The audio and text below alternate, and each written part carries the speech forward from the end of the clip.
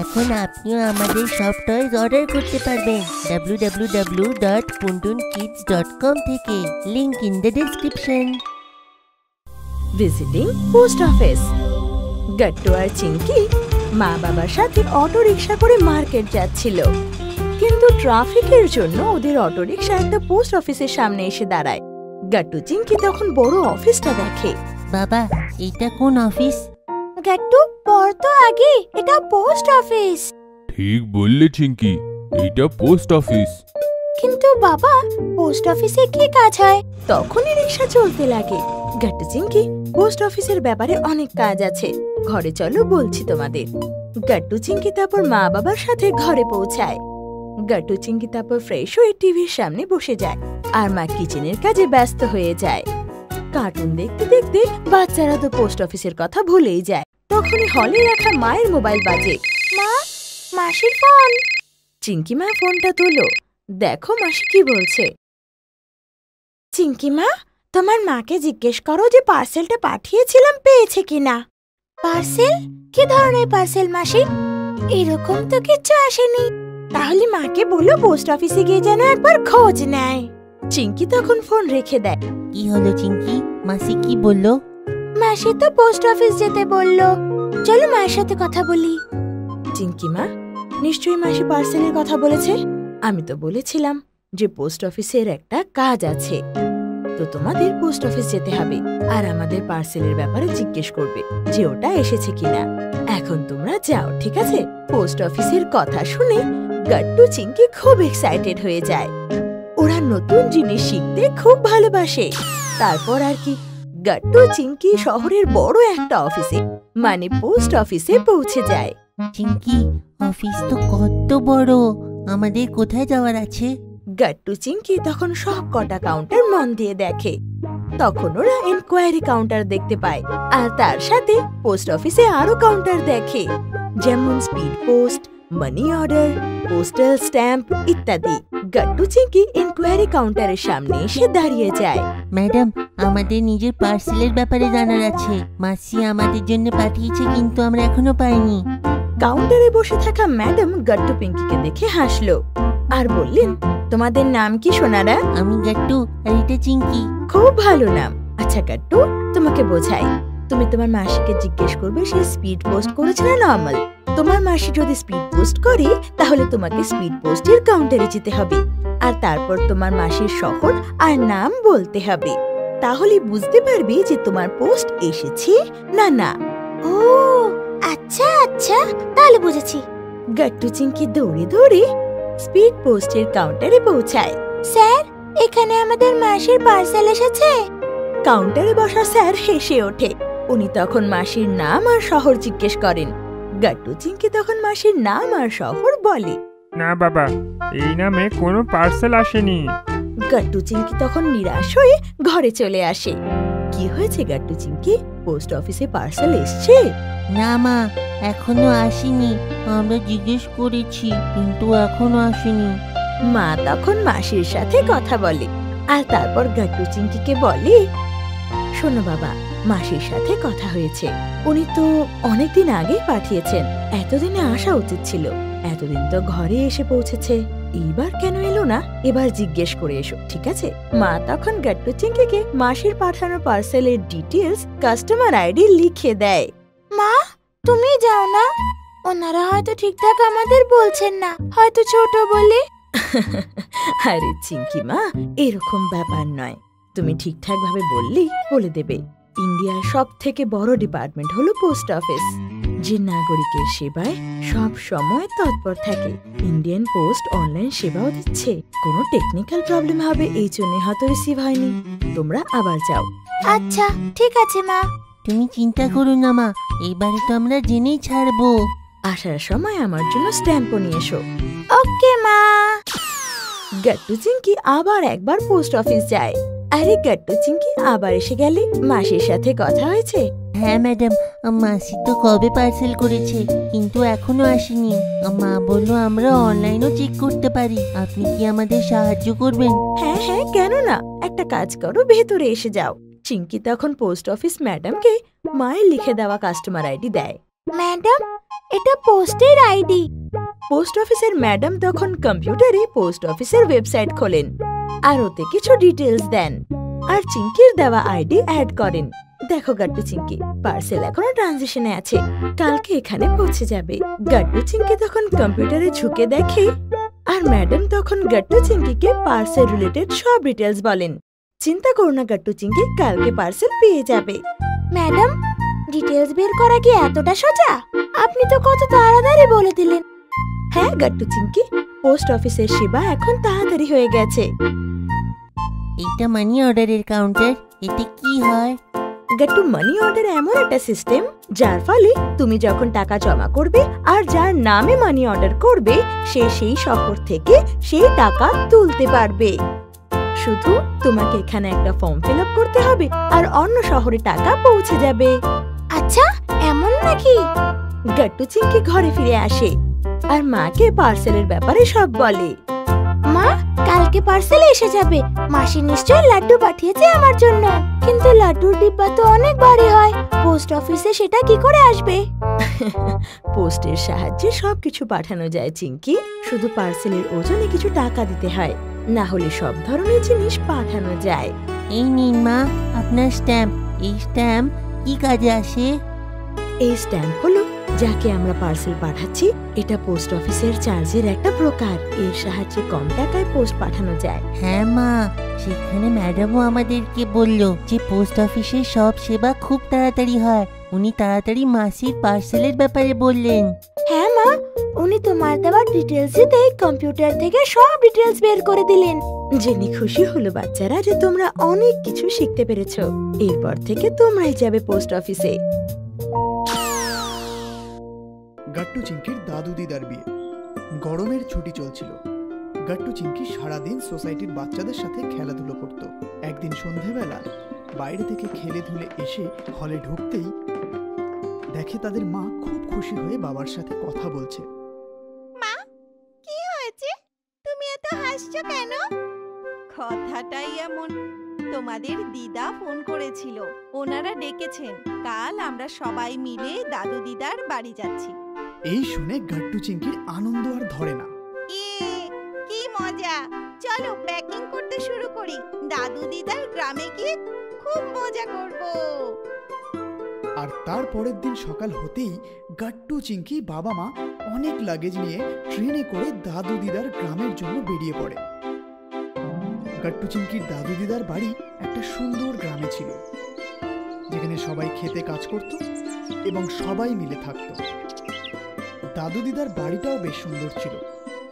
গাট্টু চিঙ্কি যেই দাদু দিদার বাড়ি পৌঁছলো, অমনি ওদের ওয়েলকাম করার জন্য মামা মামি দাদু দিদা মাসি মেশো তৈরি ছিল। সবাই গাট্টু চিঙ্কিকে নিজের কাছে ডাকতে শুরু করে। গাট্টু চিঙ্কি, আমার কাছে এসো, আমি তোমাদের তেঁতুল খাওয়াবো। হ্যাঁ বাচ্চারা, এসো, আমরা ক্ষেত দেখতে যাব। মেসোমশাই তোমার জন্য কত বড় দোলনা টাঙিয়েছে। এখানে এসো, মেসোমশাই তোমাদেরকে দোলনায় দোলাবে। এসো বাচ্চারা, আমরা দোলনায় দুলবো। এইভাবে সবাই আদর করে গাট্টু চিঙ্কিকে নিজের কাছে ডাকতে থাকে। কিন্তু গাট্টু চিঙ্কি কারোর কাছে না গিয়ে সোজা নিজের দাদু দিদার কাছে চলে যায়। তারপর হাত মুখ ধুয়ে দাদু দিদার বানানো সুস্বাদু খাবার খায়। গাট্টু চিঙ্কি কিছুক্ষণ বিশ্রাম নেয় আর তারপর দুজনেই দাদু দিদার কাছে গিয়ে আনন্দ করার জন্য তৈরি হয়ে যায়। এই নাও, তোমাদের জন্য আমি তেঁতুলের শরবত বানিয়েছি। তাড়াতাড়ি এটা খেয়ে নাও, গরম থেকে আরাম পাবে। আমি তেঁতুলের শরবত মানে কি? তেঁতুলের শরবত মানে হচ্ছে তেঁতুলের জুস। যেরকম লেবু আর আমলকির শরবত হয়, ঠিক সেরকমই আমলকির শরবত হয়। এটা গরমকালে খাওয়া হয়। মায়ের বানানো তেঁতুলের শরবত খেয়ে গাট্টু চিঙ্কি একেবারে সতেজ হয়ে যায়। মেসোমশাই আম গাছে একটা বড় দোলনা লাগিয়েছিল, আর দোলনায় দুলতে দুলতে তারা হাওয়া খেতে খেতে কথা বলতে লাগলো। মেসোমশাই কাঁচা আম পাড়ে আর তাতে মাসি নুন লঙ্কা লাগিয়ে গাট্টু চিঙ্কিকে দেয়। কাঁচা আম দেখে গাট্টু চিঙ্কির জিভে জল চলে আসে আর দেখতে দেখতে দুজনে সব আম খেয়ে নেয়। 4:30 সময় একটু রোদ কমতেই গাট্টু চিঙ্কি মার সাথে ক্ষেত দেখতে যায়। ক্ষেতগুলো বেশ সুন্দর ছিল। গরু, বাছুর, ছাগল, মোষ সবাই এদের দুজনকে দেখতে থাকে। মামার সাথে গাট্টু চিংকিও সব জন্তু জানোয়ারদের ঘাস খাওয়ায় আর বাচ্চাদের সাথে খুব আনন্দ করে আর সেলফিও নেয়। আর তারপর মামা গরু আর মোষের তাজা দুধ গাট্টু চিংকিকে খাইয়ে দেয়। বাহ মামা, খুব মজা হলো। সন্ধ্যা হতে হতেই গাট্টু চিংকি মামার সাথে ঘরে ফিরে আসে। তারপর দাদু দিদার সাথে সময় কাটায়। চলো গাট্টু চিংকি, তোমাদের একটু গ্রাম ঘুরিয়ে আনি আর আমাদের বন্ধুদের সঙ্গে দেখা করিয়ে আনি। তারপর সন্ধ্যাবেলা গাট্টু চিংকি দাদুর সাথে গ্রাম ঘুরতে বেরোয় আর দাদুর বন্ধুদের সাথে দেখা হয়। এই দেখো রামরাও, আমার নাতি নাতনি শহর থেকে এসেছে। নমস্কার। হাই, কেমন আছেন আপনারা? এইভাবে গাট্টু চিংকি কিছুক্ষণ কথা বলে। তারপর গ্রামের বাচ্চাদের সাথে খেলাধুলো করতে করতে রাত হয়ে যায়। তারপর গাট্টু চিংকি রাতে খাওয়া দাওয়ার আগে দাদুর বাড়ি ফিরে যায়। বাচ্চারা দেখো, আমি আর মামি মিলে তোমাদের পছন্দের খাবার বানিয়েছি। দিদা, আমি তোমার হাতে খাবো। দিদা, আমাকেও খাইয়ে দাও না।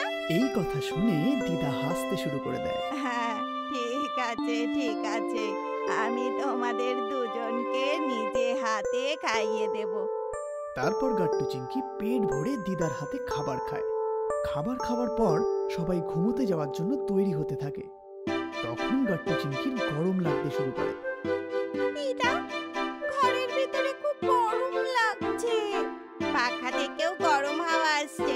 তোমাদের ঘরে এসি নেই? আমাদের তো এসিতে ঘুমানো অভ্যেস।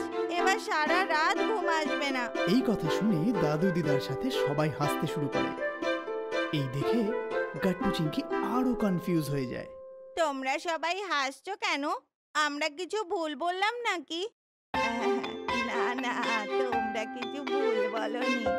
আমরা একটা ছোট্ট গ্রামে থাকি। আমাদের কাছে এসি কোথা থেকে আসবে?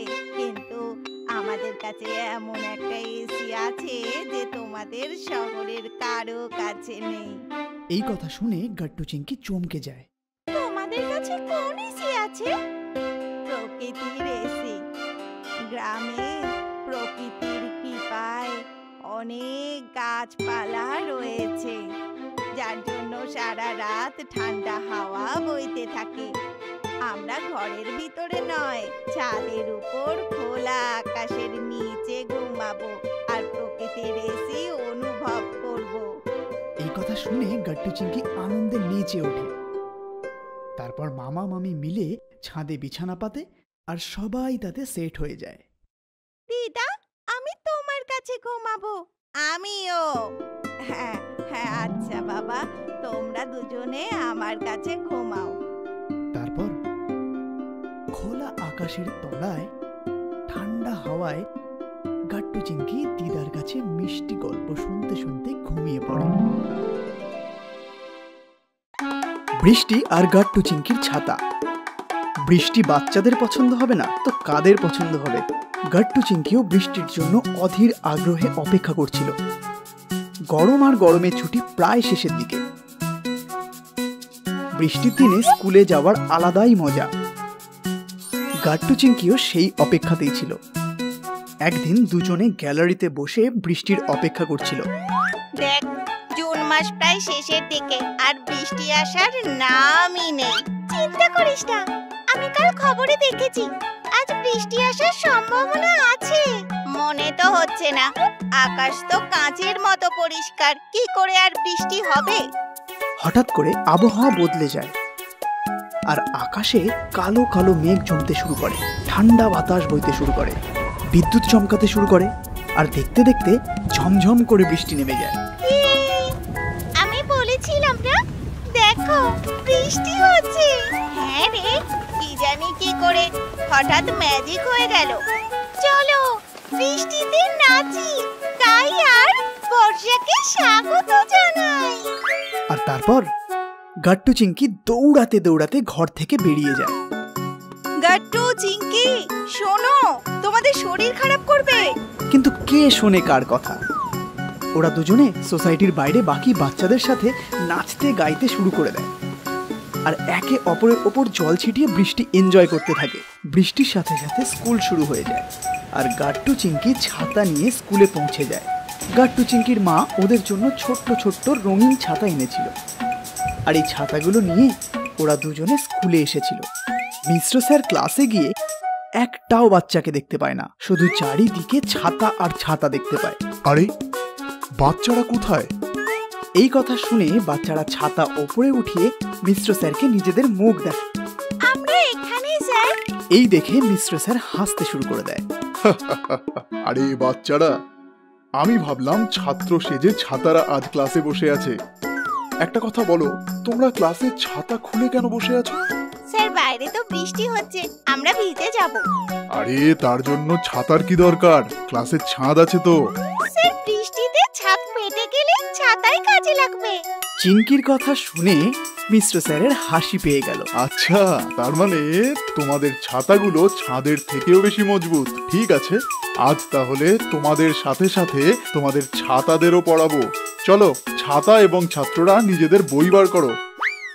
ঝিরি ঝিরি বৃষ্টিতে গাট্টু চিংকি ছাতা নিয়ে স্কুলে যেত এবং স্কুল থেকে ফিরত। কিছুদিন পর বৃষ্টি থেমে যায়, আবার রোদ্দুর বেড়ায়। গাট্টু আর চিংকি খুব রেগে যায়, কিন্তু আবার বৃষ্টি হবে এই ভেবে দুজনে ছাতা নিয়ে স্কুলে যেত। কিন্তু বৃষ্টি তো যেন একেবারেই চলে গেল। কি রে, ছাতাটা তো যেন বোঝা হয়ে গেল।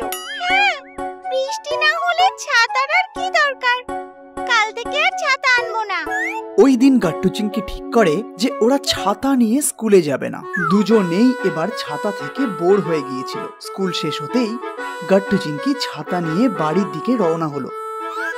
ওদের সাথে সাথে হাড়ি এবং সোসাইটির বাকি বাচ্চারাও আসছিল। আমি কাল খবরে দেখেছিলাম, আবহাওয়া দপ্তর থেকে বলেছে 1 মাসের মধ্যে আর বৃষ্টি হবার সম্ভাবনা নেই, তাই আর কাল থেকে ছাতা নিয়ে আসবো না। আরে না, তাহলে তো নিশ্চয়ই বৃষ্টি হবে। আবহাওয়া দপ্তর যা বলে থাকে তার উল্টোটাই হয়, দেখিস ঠিক বৃষ্টি হবে। হাড়ি যখনই এই কথা বলছিল ঠিক তখনই আবহাওয়া বদলে যায়। আকাশ মেঘে ছেয়ে যায়, ঠান্ডা বাতাস বইতে থাকে, বিদ্যুৎ চমকাতে শুরু করে আর ঝমঝম করে বৃষ্টি নামে। বৃষ্টি দেখে সব বাচ্চারা বর্ষার ব্যাঙ হয়ে যায়। ছাতা খুলে ছাতা এদিকে ওদিকে নাড়তে শুরু করে আর বৃষ্টিতে নেচে গিয়ে বৃষ্টিকে স্বাগত জানায়। জোরে হাওয়া দিলে হাড়ির ছাতা উড়ে যায় আর হাড়ি বৃষ্টিতে ভিজতে থাকে। এই দেখে বাকি বাচ্চারাও হাড়ির সাথে ভিজতে থাকে, ছাতা বন্ধ করে বৃষ্টি এনজয় করতে থাকে। তখনই চিংকি লক্ষ্য করে ফুটপাথে থাকা এক ভিখারিকে। বেচারা বৃষ্টিতে ভিজছিল আর ঠান্ডা লেগে হাঁচি দিতে দিতে তার অবস্থা খারাপ হয়ে গিয়েছিল। এই দেখে চিংকির ওর উপর দয়া হয়। আমাদের কাছে ছাতা আছে, তাও আমরা বৃষ্টিতে ভিজছি, আর বেচারার কাছে ছাতা নেই, তাই ও ভিজছে। এই ছাতার আমাদের থেকে বেশি ওর দরকার। আর তারপর চিংকি নিজের ছাতা খুলে সেই ভিখারির কাছে গিয়ে তাকে ছাতাটা দিয়ে দেয়। ছাতাটা পেয়ে ভিখারিটা খুব খুশি হয় আর তারপর চিংকি আবার নাচতে নাচতে লাফাতে লাফাতে বন্ধুদের কাছে ফিরে আসে আর সবাই মিলে নাচতে নাচতে লাফাতে লাফাতে ঘরে ফিরে যায়।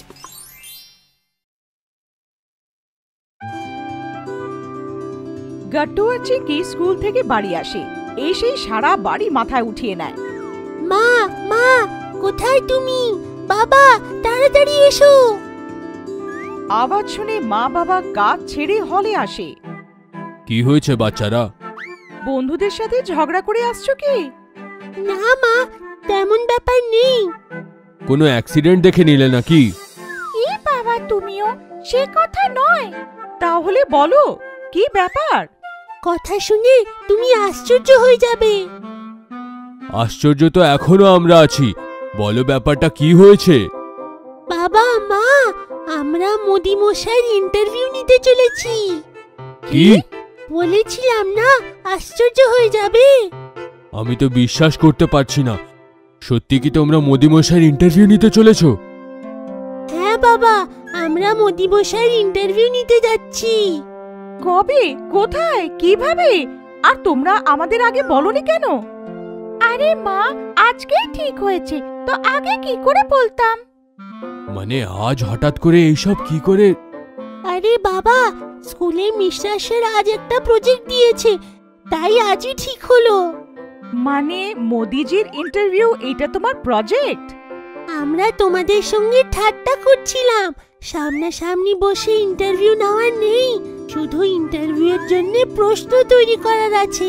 এটাই আমাদের প্রজেক্ট।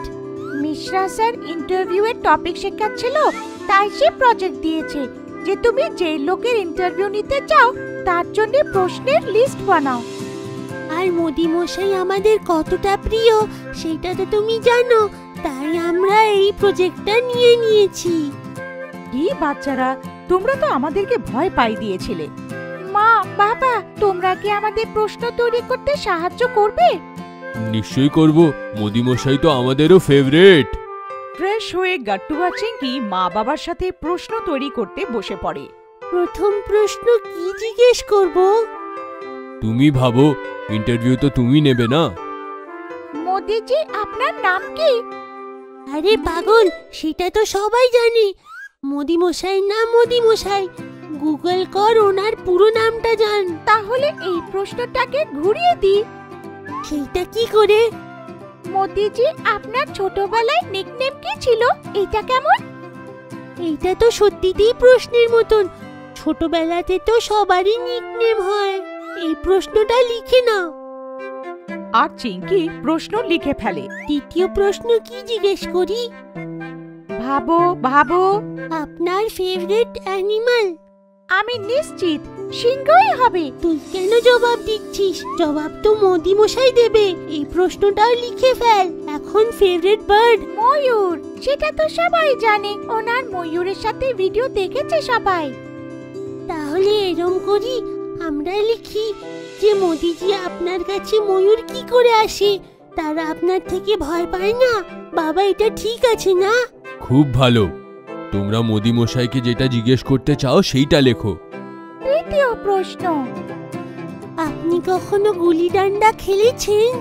তুই খেলিস তার জন্যে না? তো তুইও জিজ্ঞেস কর না, মানা করেছি নাকি? ঠিক আছে। মোদিজি, আপনি কোনোদিনও রঙ্গোলি বানিয়েছেন? চিঙ্কির এই প্রশ্ন শুনে মা বাবার গাট্টু হেসে ফেলে। হাসছো কেন?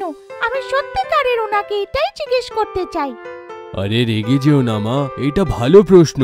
বাচ্চারা মন থেকে পরিষ্কার হয়, ওদের কোনো প্রশ্ন ভুল হয় না। তুমি তোমাদের মোদি মশাইকে যে প্রশ্নটা জিজ্ঞেস করতে চাও সেইটা জিজ্ঞেস করে নিও। এইভাবে গাট্টু আর চিঙ্কি মোদিজির জন্য প্রশ্নের লম্বা চড়া লিস্ট বানায়। হয়ে গেছে প্রশ্ন তৈরি, প্রজেক্ট রেডি। হে হে। আরে এখনো তো অনেক কাজ আছে। এই প্রজেক্টটাকে ভালো করে প্রজেক্ট পেপারে লিখে সাইনও করার আছে। আরো একটা কাজ রয়ে গেল। সেটা কি? দেখো, তোমাদের প্রজেক্টটা তো তৈরি হয়ে গেল, কিন্তু এই সব প্রশ্ন তুমি একটা লেটারে লেখো। আমরা মোদি মশাইকে সেই লেটার পাঠিয়ে দেব। কেমন লাগলো আইডিয়া? এই আইডিয়া শুনে গাট্টু আর চিঙ্কি লাফাতে থাকে। বাবা, সত্যি কি মোদিজি আমাদের প্রশ্নের উত্তর দেবে? আরে বাবা, নিশ্চয়ই দেবে। মোদি মশাই কোনোদিন বাচ্চাদের মন খারাপ করে না। এই শুনে গাট্টু আর চিঙ্কি মোদিজিকে লেটার লিখতে বসে পড়ে। বাবার অফিস। গাট্টু চিঙ্কির বাবা একটা অফিসের এমপ্লয়ি ছিলেন, আর গাট্টু চিঙ্কি স্কুলে পড়তে যাওয়া দুটো সুন্দর সুন্দর বাচ্চা। বাবা রোজ নিজের গাড়ি করে অফিস যাওয়ার সময় গাট্টু চিঙ্কিকে স্কুলে ছেড়ে দিত, আর সন্ধ্যায় অফিস থেকে ফেরার সময় বাড়ি নিয়ে আসতো। গাট্টু চিঙ্কি বাবার অফিস দেখতে চাইতো, কিন্তু এরকম সুযোগ আসতোই না, আর দুজনে বাবার অফিস দেখতেও পায়নি। বাবা, কতবার তোমাকে বলেছি আমাদেরকেও তোমার সাথে অফিসে নিয়ে চলো না। বাবু, কি করে নিয়ে যাব? আমার অফিসের টাইম আর তোমাদের স্কুলের টাইম দুটোই যে এক। যদি তোমাদের অফিসে নিয়ে যাই তাহলে তো স্কুলের জন্য লেট হয়ে যাবে, আর তোমাদের স্কুল ছুটির পর তো আমার অফিস বন্ধই হয়ে যায়। বাবা, স্যাটারডে আমাদের হাফ ডে থাকে তো। কিন্তু বাবু, উইকেন্ডের দিন কাজের প্রচুর চাপ থাকে। এত করে বলছে যখন একদিন নিয়ে যাও না, তোমার অফিসটা দেখিয়ে আনো ওদের।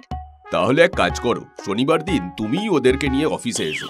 এমনিতেও শনিবার দিন তো তুমিই ওদের বাড়িতে নিয়ে আসো। ওই দিন বাড়ি না এসে অফিসে চলে যেও। না বাবা, আমি তোমার অফিসে যাচ্ছি না। আমি ভীষণ বোর হয়ে যাই ওখানে গেলে। এটা শোনার পর বাবা হেসে বলল, দেখলে বাচ্চারা, তোমাদের মা আমাদের অফিসে এসে বলছে বোর হয়ে যায়। তাহলে তোমাদের কি হবে ভাবো। আমি তোমাদের অফিসে নিশ্চয়ই নিয়ে যাব, কিন্তু কোনো ভালো সময় দেখে। এই কথা শুনে গাট্টু চিংকি রেগে গেল। তুমি সব সময় এরকম বলো, কে জানে কবে এই দিনটা আসবে। একটা স্যাটারডের কথা। সকাল সকাল গাট্টু চিংকি স্কুলের জন্য রেডি হয়ে গেল। চলো বাচ্চারা, 7:30 বেজে গেল, আজ তোমাদের হাফ ডে। তখনই মা গাট্টুকে ডাকলো, আর গাট্টু কিচেনে গেল। আর মায়ের সাথে দেখা করে যখন ফিরলো তখনও খুব খুশি ছিল। চলো বাবা।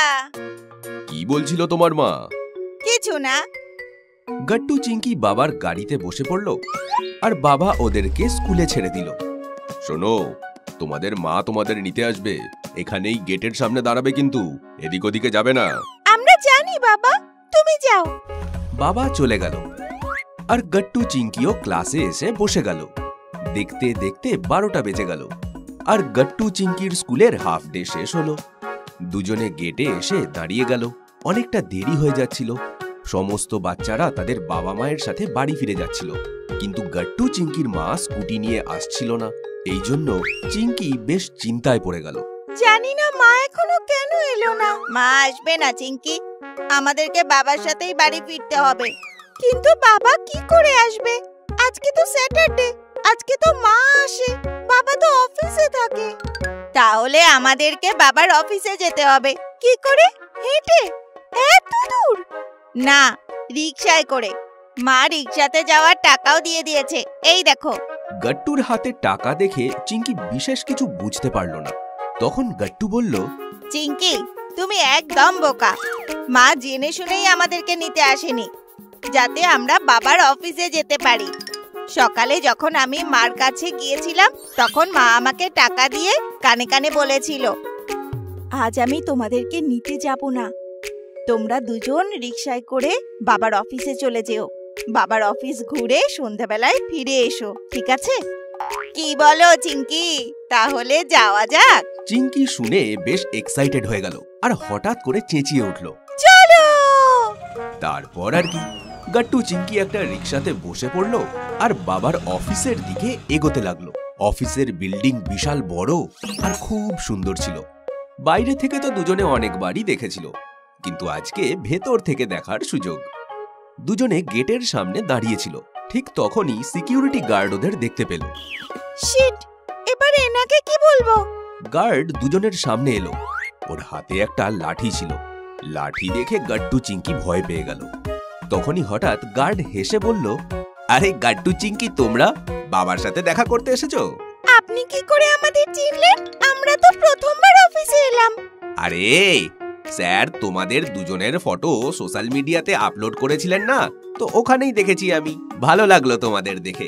চলো, আমি তোমাদের দুজনকে ভিতরে স্যারের কাছে নিয়ে যাই। গার্ড যখন এগুলো বলছিল, তখনই সেখানে বাবা চলে এলো। গাট্টু চিংকি, তোমরা এখানে? বাবা, তুমি কি করে জানলে যে আমরা এসেছি? আমি তো সিসিটিভিতে দেখতে পেলাম, কিন্তু তোমাদের মা কোথায়? গাট্টু বাবাকে পুরো ব্যাপারটা বলল। সেটা শুনে বাবা হেসে বলল, তোমাদের মাও না এত বড় হয়ে গেছে, তাও এখনো বাচ্চাদের মতো শয়তানি করতে থাকে। চলো ভেতরে চলো। তারপর আর কি, গাট্টু চিংকি বাবার সাথে অফিসের ভিতরে গেল। তো অফিস খুবই পরিষ্কার আর খুবই সুন্দর ছিল। ভিতরে শত শত কম্পিউটারস, আর তার সামনে শত শত এমপ্লয়ি কাজ করছিল। গাট্টু চিংকিকে দেখে সবাই খুশি হয়ে গেল। Hi, welcome Gattu Chinki. Hello, thanks, how are you? বাবা গাট্টু চিংকিকে পুরো অফিসটা ঘুরিয়ে দেখালো। অফিসের আলাদা আলাদা ডিপার্টমেন্টস দেখালো, আর তারপর দুজনকে নিয়ে বাবা তাদের কেবিনে গেল। বাবা, তুমি তো বলতে যে অফিসে আমাদের বোর লাগবে, কিন্তু এখানে তো উল্টে আমাদের মজা হচ্ছে। বাবু, তোমাদের তো মজা লাগবেই, কারণ কাজ তো আমাদেরই করতে হবে। তোমরা তো শুধু ঘুরতে এসেছো। এটা তুমি একদম ঠিক বলেছো বাবা। তোমাকে আর তোমার টিম মেম্বারদের কত কাজ করতে হয়। তখনই বাবার বস এলো, যে খুবই খুশি ছিল। চমৎকার হয়ে গেল, গাট্টু চিংকির পা আমাদের অফিসে পড়তেই কুকরেজা বিল্ডার্সের কন্ট্রাক্ট আমরা পেয়ে গেলাম। ও থ্যাংক গড নিশান্ত, কংগ্রাচুলেশনস, আমাদের পরিশ্রম বেকার যায়নি। Congratulations uncle. থ্যাঙ্কস বাচ্চারা। নিচে ছোট একটা পার্টি আছে, বাবাকে নিয়ে তাড়াতাড়ি চলে আসো। বস চলে যেতেই চিঙ্কি বাবাকে বলল, দেখেছো বাবা, তুমি সব সময় বলতে যে কোনো ভালো মুহূর্তে আমাদের অফিসে আনবে, কিন্তু উল্টো হয়ে গেল। আমাদের আশাতে ভালো মুহূর্ত এসে গেল, তাই ভালো মুহূর্তের জন্য অপেক্ষা না করে নিজেই সেই ভালো মুহূর্ত নিয়ে আসা উচিত। বাহ বাবু, দারুণ কথা বলেছ তো, সাব্বাস। বৃষ্টির মরশুম। মে মাসের জোর গরমের পর ক্যালেন্ডারে জায়গা করে এলো জুন মাস।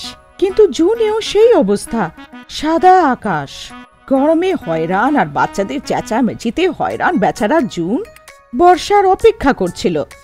গাট্টু আর চিঙ্কি রোদে বাইরে খেলতে পারছিল না, তাই বাড়ির মধ্যে বদমাশি আরম্ভ। দাঁড়া চিঙ্কি, তুই আমাকে বল ফেলে মারলি, এই নে। এমন বলে গাট্টুও বল উঠালো আর চিঙ্কির দিকে ছুড়ল। হলে আসতে থাকা মা এটা দেখে রেগে গেছিল। ওহো গাট্টু, চিঙ্কি, এটা কি? এটা কেমন খেলার ধরন? সরি মা। ভেতরে বাইরে এত গরম আর তোমাদের শুধু বদমাশি বেরোচ্ছে। চলো বসো সোফাতে চুপচাপ। বেচারা গাট্টু আর চিঙ্কি কি বা করতো, শান্ত হয়ে সোফাতে বসে পড়ল। মা, একটু পরে কি আমরা বাইরে খেলতে যেতে পারি? একদম নয়, দেখছিস না বাইরে কত গরম, পপকর্ন হয়ে যাবি। এমন বলে মা ভেতরে চলে গেল। আর গাট্টু আর চিঙ্কি সোফাতে বসে বসে ভগবানকে মিনতি করতে থাকে। ঠাকুর, ঠাকুর কিছু করে দাও, আমরা এমন করে বাড়ির মধ্যে বসে থাকতে পারবো না ঠাকুর। হ্যাঁ ভগবান, প্লিজ কিছু করে দাও না প্লিজ। আর হঠাৎ করে ম্যাজিক হয়ে গেল। জানি না কোথা থেকে আকাশে কালো মেঘ লোড হয়ে গেল আর গরমা গরম সূরজ দেবতা বরফের মতো ঠান্ডা হয়ে গেল। ঠান্ডা ঠান্ডা জোর হাওয়া বইতে শুরু করলো আর গ্যালারি থেকে গিয়ে সোজা দেওয়ালের ক্যালেন্ডারে ধাক্কা মারলো। জুন মাসের পাতাটা প্রথমবার ফড়ফড় করে উড়ে গেল আর ওর ফড়ফড়ানির চোটে মা বাবার ঘুম ভেঙে গেল। হে ভগবান, মনে হচ্ছে ঝড় বা তুফান আসতে চলেছে।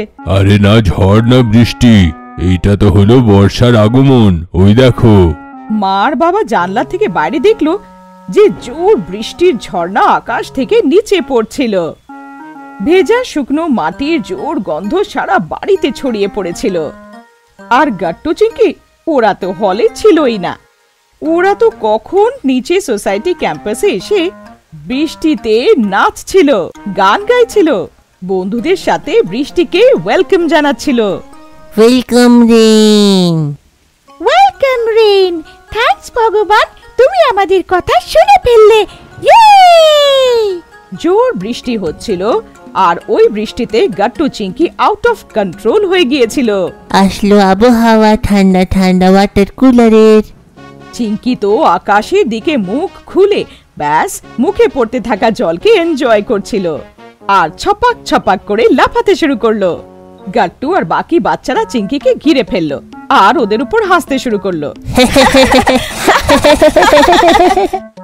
চিঙ্কি রেগে গেল আর নিজের হাতে জল ধরে ওদের উপরে ফেলে দিল। বাকি সবাইরাও বৃষ্টি এনজয় করতে থাকলো। পুরো সোসাইটি গ্যালারিতে দাঁড়িয়ে বাচ্চাদের আনন্দ দেখছিল। মা তো গাট্টু আর চিঙ্কির কাণ্ড সহ্য করতে পারছিল না। আরে দেখো না ওদেরকে, আগে বল ফেলছিল, এখন জল ছেটাচ্ছে। থামা ওদের, দেখো আমাদের বাচ্চারা কি করছে।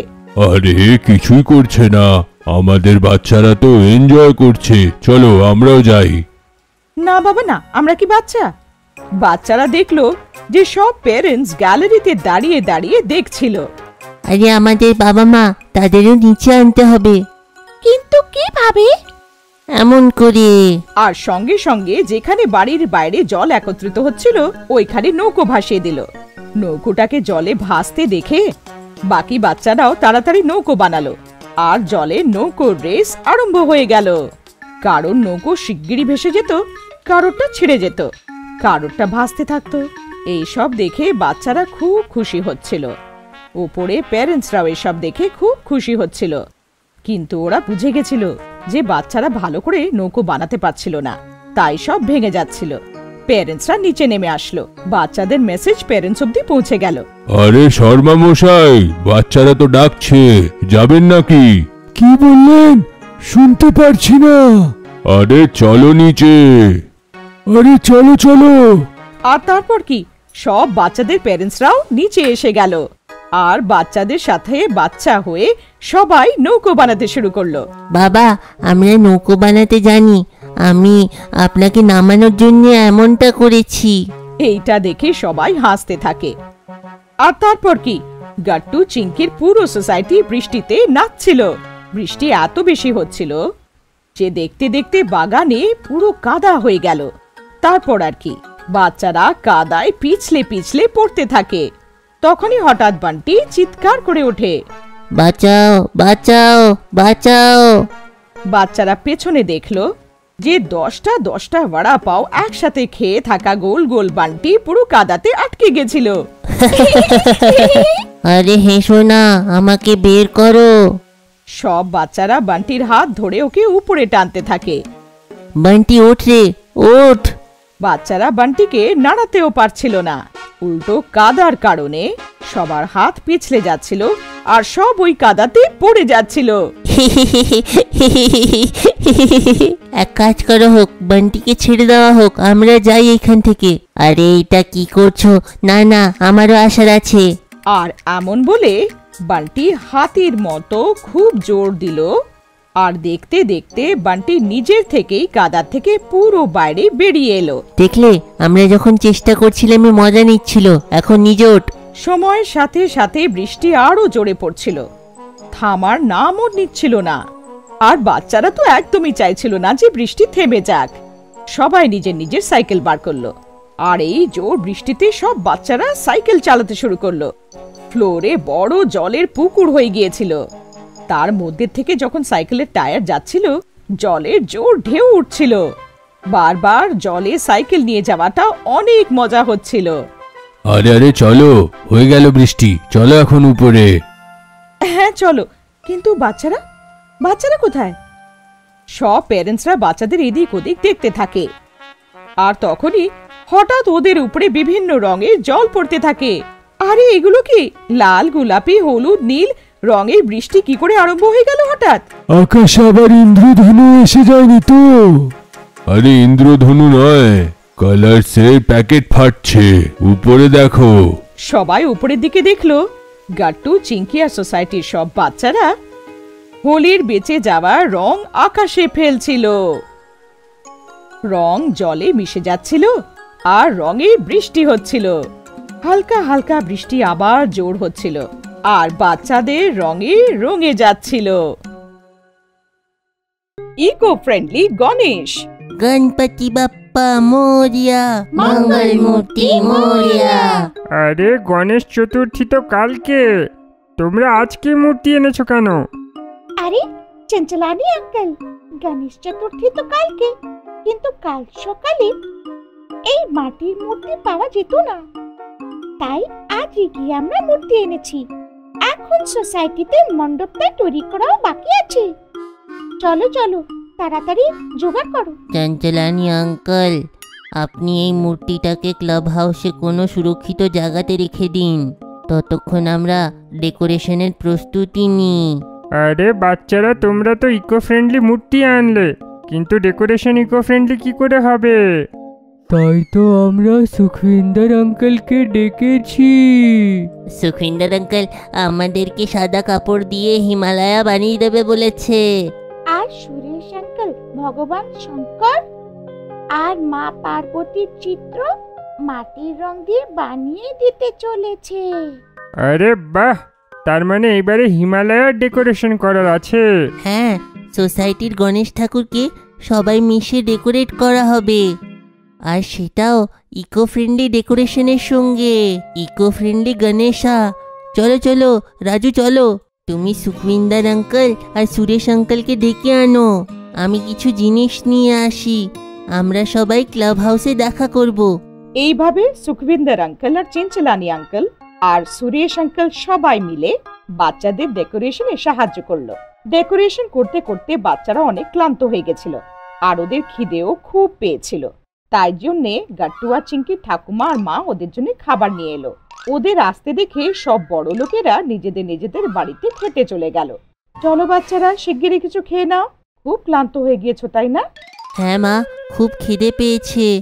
আমি তো জানতাম তোমরা ডেকোরেশনের কারণে খেতেই ভুলে যাবে, তাই আমি টিফিন নিয়ে এখানে চলে এলাম।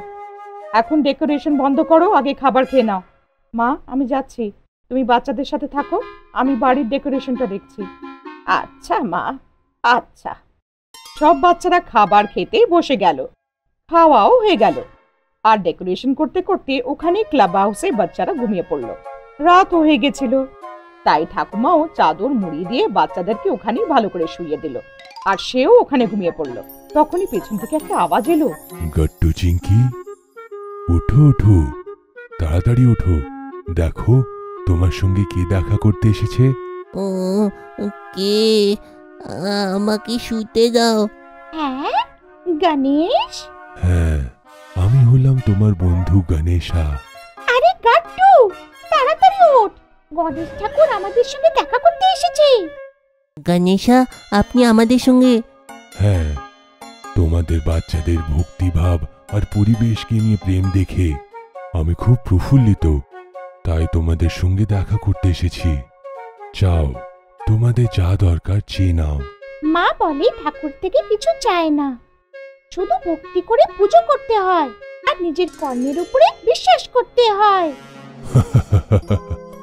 আমি তোমার এই সরলতা দেখে আরো বেশি খুশি হলাম, তাই আমি তোমাদেরকে আশীর্বাদ দিচ্ছি।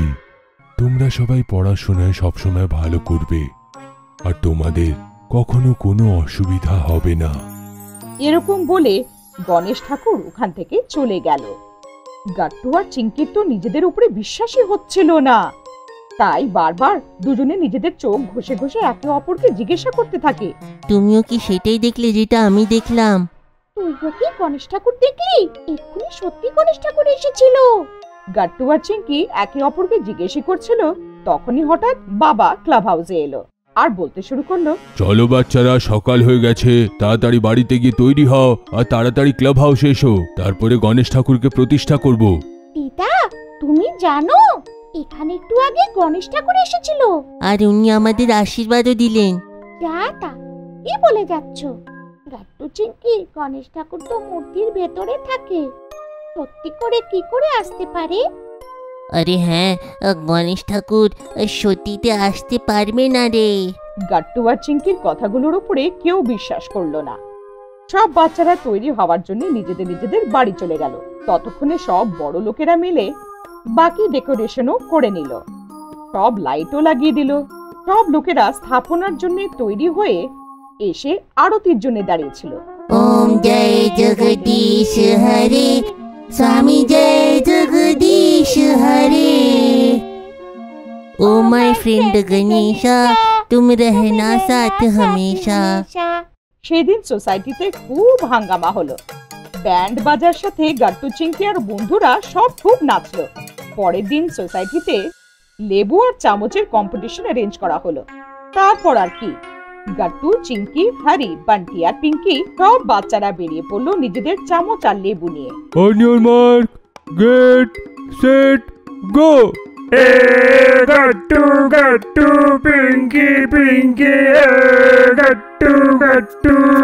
কখনো গাট্টু এগিয়ে থাকতো, কখনো পিঙ্কি, কখনো গাট্টু, কখনো পিঙ্কি। এমন করতে করতে শেষমেশ পিঙ্কি এই রেসটা জিতে গেল। ইয়াহু, আমি জিতে গেছি, আমি জিতে গেছি।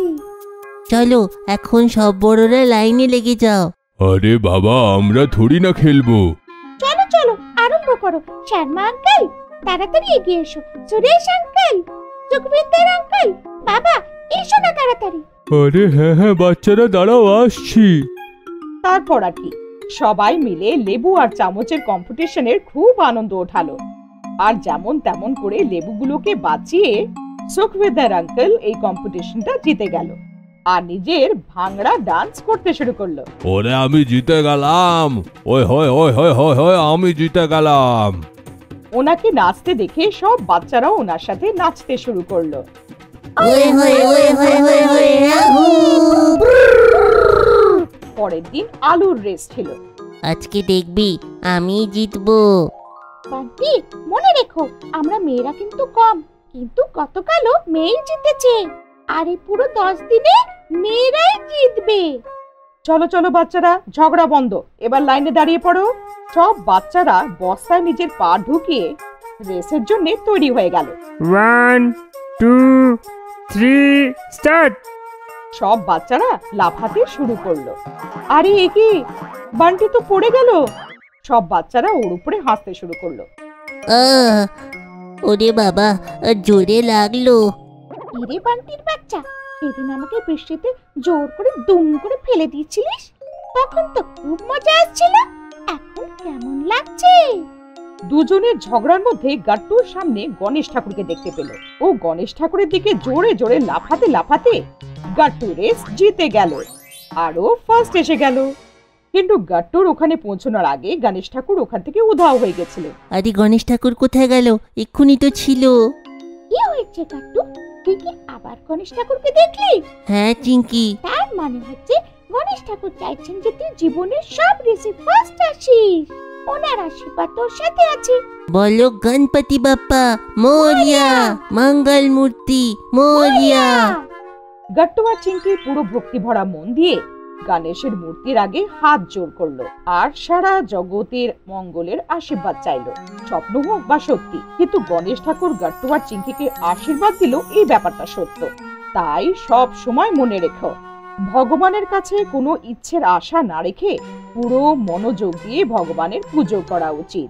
ভগবান নিজেই তোমাকে সবকিছু দিয়ে দেবে। ট্রেনে সফর। গাট্টু চিঙ্কি বাবার গাড়িতে সফর করেছিল, মামার বাইকে সফর করেছিল, রিক্সাতে সফর করেছিল, বাসেতে সফর করেছিল, আর এমনকি কিছুদিন আগে প্লেনেও সফর করেছিল। কিন্তু বেচারা গাট্টু চিঙ্কির কষ্টটা তো দেখো, তারা আজ পর্যন্ত ট্রেনে সফর করেই। ওরা সুযোগ পেলেই বাবার কাছে বায়না করত, কিন্তু বাবার তো একটাই উত্তর, বাবা বাবা তুমি আমাদের ট্রেনে কবে চাপাবে? ট্রেনেতে চাপবে? চলো সাবিত্রী গার্ডেন। না বাবা, আমরা ওই গার্ডেনে ছোট ট্রেনে চড়বো না, তুমি সব সময় আমাদের ওই ট্রেনেই ঘোরাতে নিয়ে যাও। তাহলে কোন ট্রেনে বসতে চাও? আমরা সত্যিকারের ট্রেনে বসতে চাই, যেটা বকবক করে, যেটা লাইনে চলে, যেটায় বড় বড় ডাব্বা থাকে। আমরা ওটাতে বসতে চাই আর বকবক বকবক করে ঘুরতে চাই।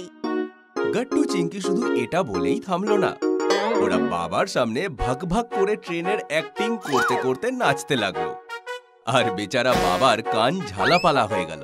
গাট্টু চিঙ্কি রোজ ইউটিউবে ট্রেনের ভিডিও দেখতে থাকতো আর প্রতিদিন ট্রেনের ব্যাপারে গল্প করত। ওদের এই অবস্থা দেখে মায়ের খুব খারাপ লাগতো। একদিন মা বাবার সাথে কথা বলল, তো বাবা বলল, আরে আমারও স্বপ্ন বাচ্চাদের সাথে ট্রেনের সফর এনজয় করার, কিন্তু অফিসের কাজের থেকে সময়ই তো পাই না। আরে কিছু হবে না, অনেক কাজ করে নিয়েছো, এখন বাচ্চাদের জন্য সময় বের করো। আমি কি আনন্দ স্যারের সাথে কথা বলবো, নাকি তুমি কাল 5 দিনের ছুটি স্যাংশন করিয়ে আনতে পারবে, সেটা বলো। এরপরে বাবা আর কি বলতো, বাবাকে তো মায়ের কথা মানতেই হতো। পরের দিন গাট্টু চিঙ্কি স্কুলে গেল, তো ওদের পিছনে পিছনে মাও স্কুলে গেল আর সোজা হেডমাস্টার মিশ্রা স্যারের সাথে দেখা করলো। এমনিতে তো আমি ছুটি দিতামই না, আমাদের গাট্টু চিঙ্কি আজ পর্যন্ত ট্রেনে সফরই করেনি, তাহলে আর কি করলো? আমার দুটো ব্রাইট স্টুডেন্টকে নিয়ে যান আর ওদেরকে ট্রেনের সফর করান। ওদের আমি 5 নয়, পুরো 6 দিনের ছুটি দিচ্ছি। Thank you very much sir. সন্ধ্যাবেলায় যেই গাট্টু চিঙ্কি বাড়ি ফিরল, অমনি মা ওদের সারপ্রাইজটা দিল। গাট্টু চিঙ্কি, কাল থেকে 6 দিনের জন্য স্কুলে যাওয়ার কোনো দরকার নেই। কিন্তু কেন মা? কারণ কালকে আমরা কোঙ্কন যাব, তোমাদের মাসির বাড়ি, তাও ট্রেনে করে। এই সারপ্রাইজটা তো গাট্টু চিঙ্কি সহ্যই করতে পারলো না। ওদের দুজনের চোখেই জল চলে এলো। আরে এতে কাঁদার কি আছে, তোমাদের তো নাচা উচিত। কিন্তু মিস্টার স্যার আমাদের একদিনেরও ছুটি দেবে না।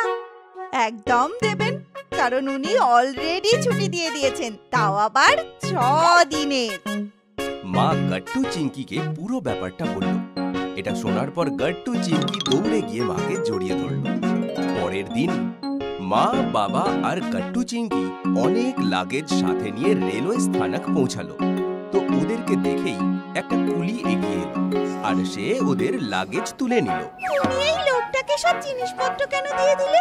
ও যদি জিনিসগুলো নিয়ে পালিয়ে যায়? আরে চিঙ্কি, ওটা কুলি, আমরা ভিডিওতে দেখছিলাম না।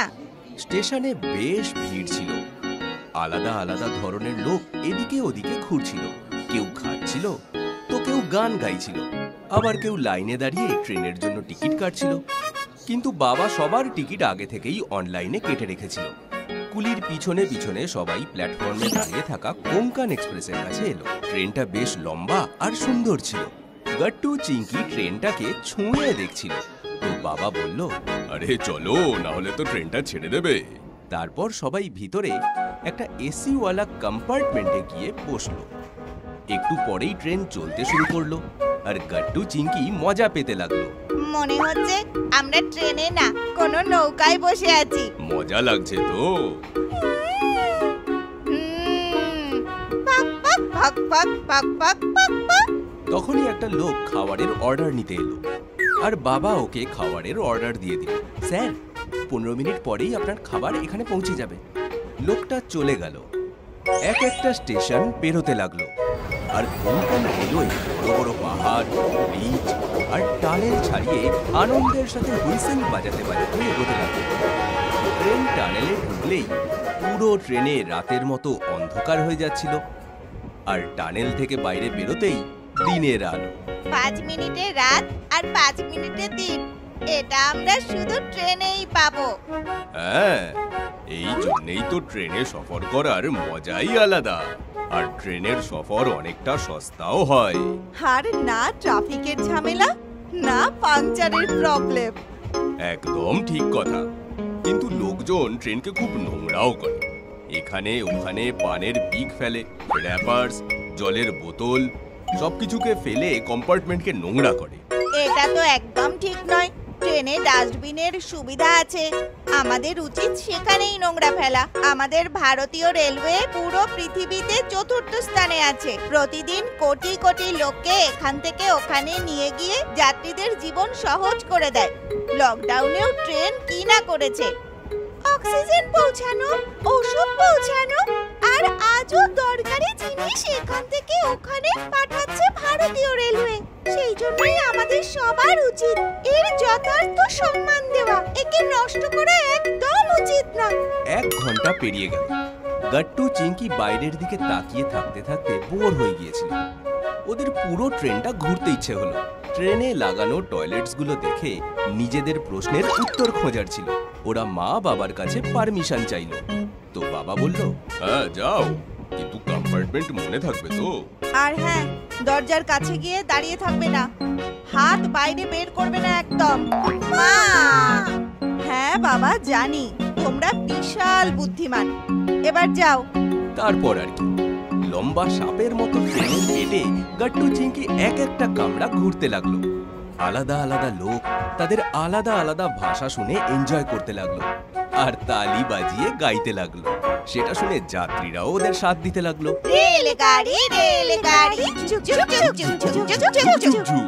মাঝখানের স্টেশন বলে রুক রুক রুক রুক রুক রুক রুক রুক।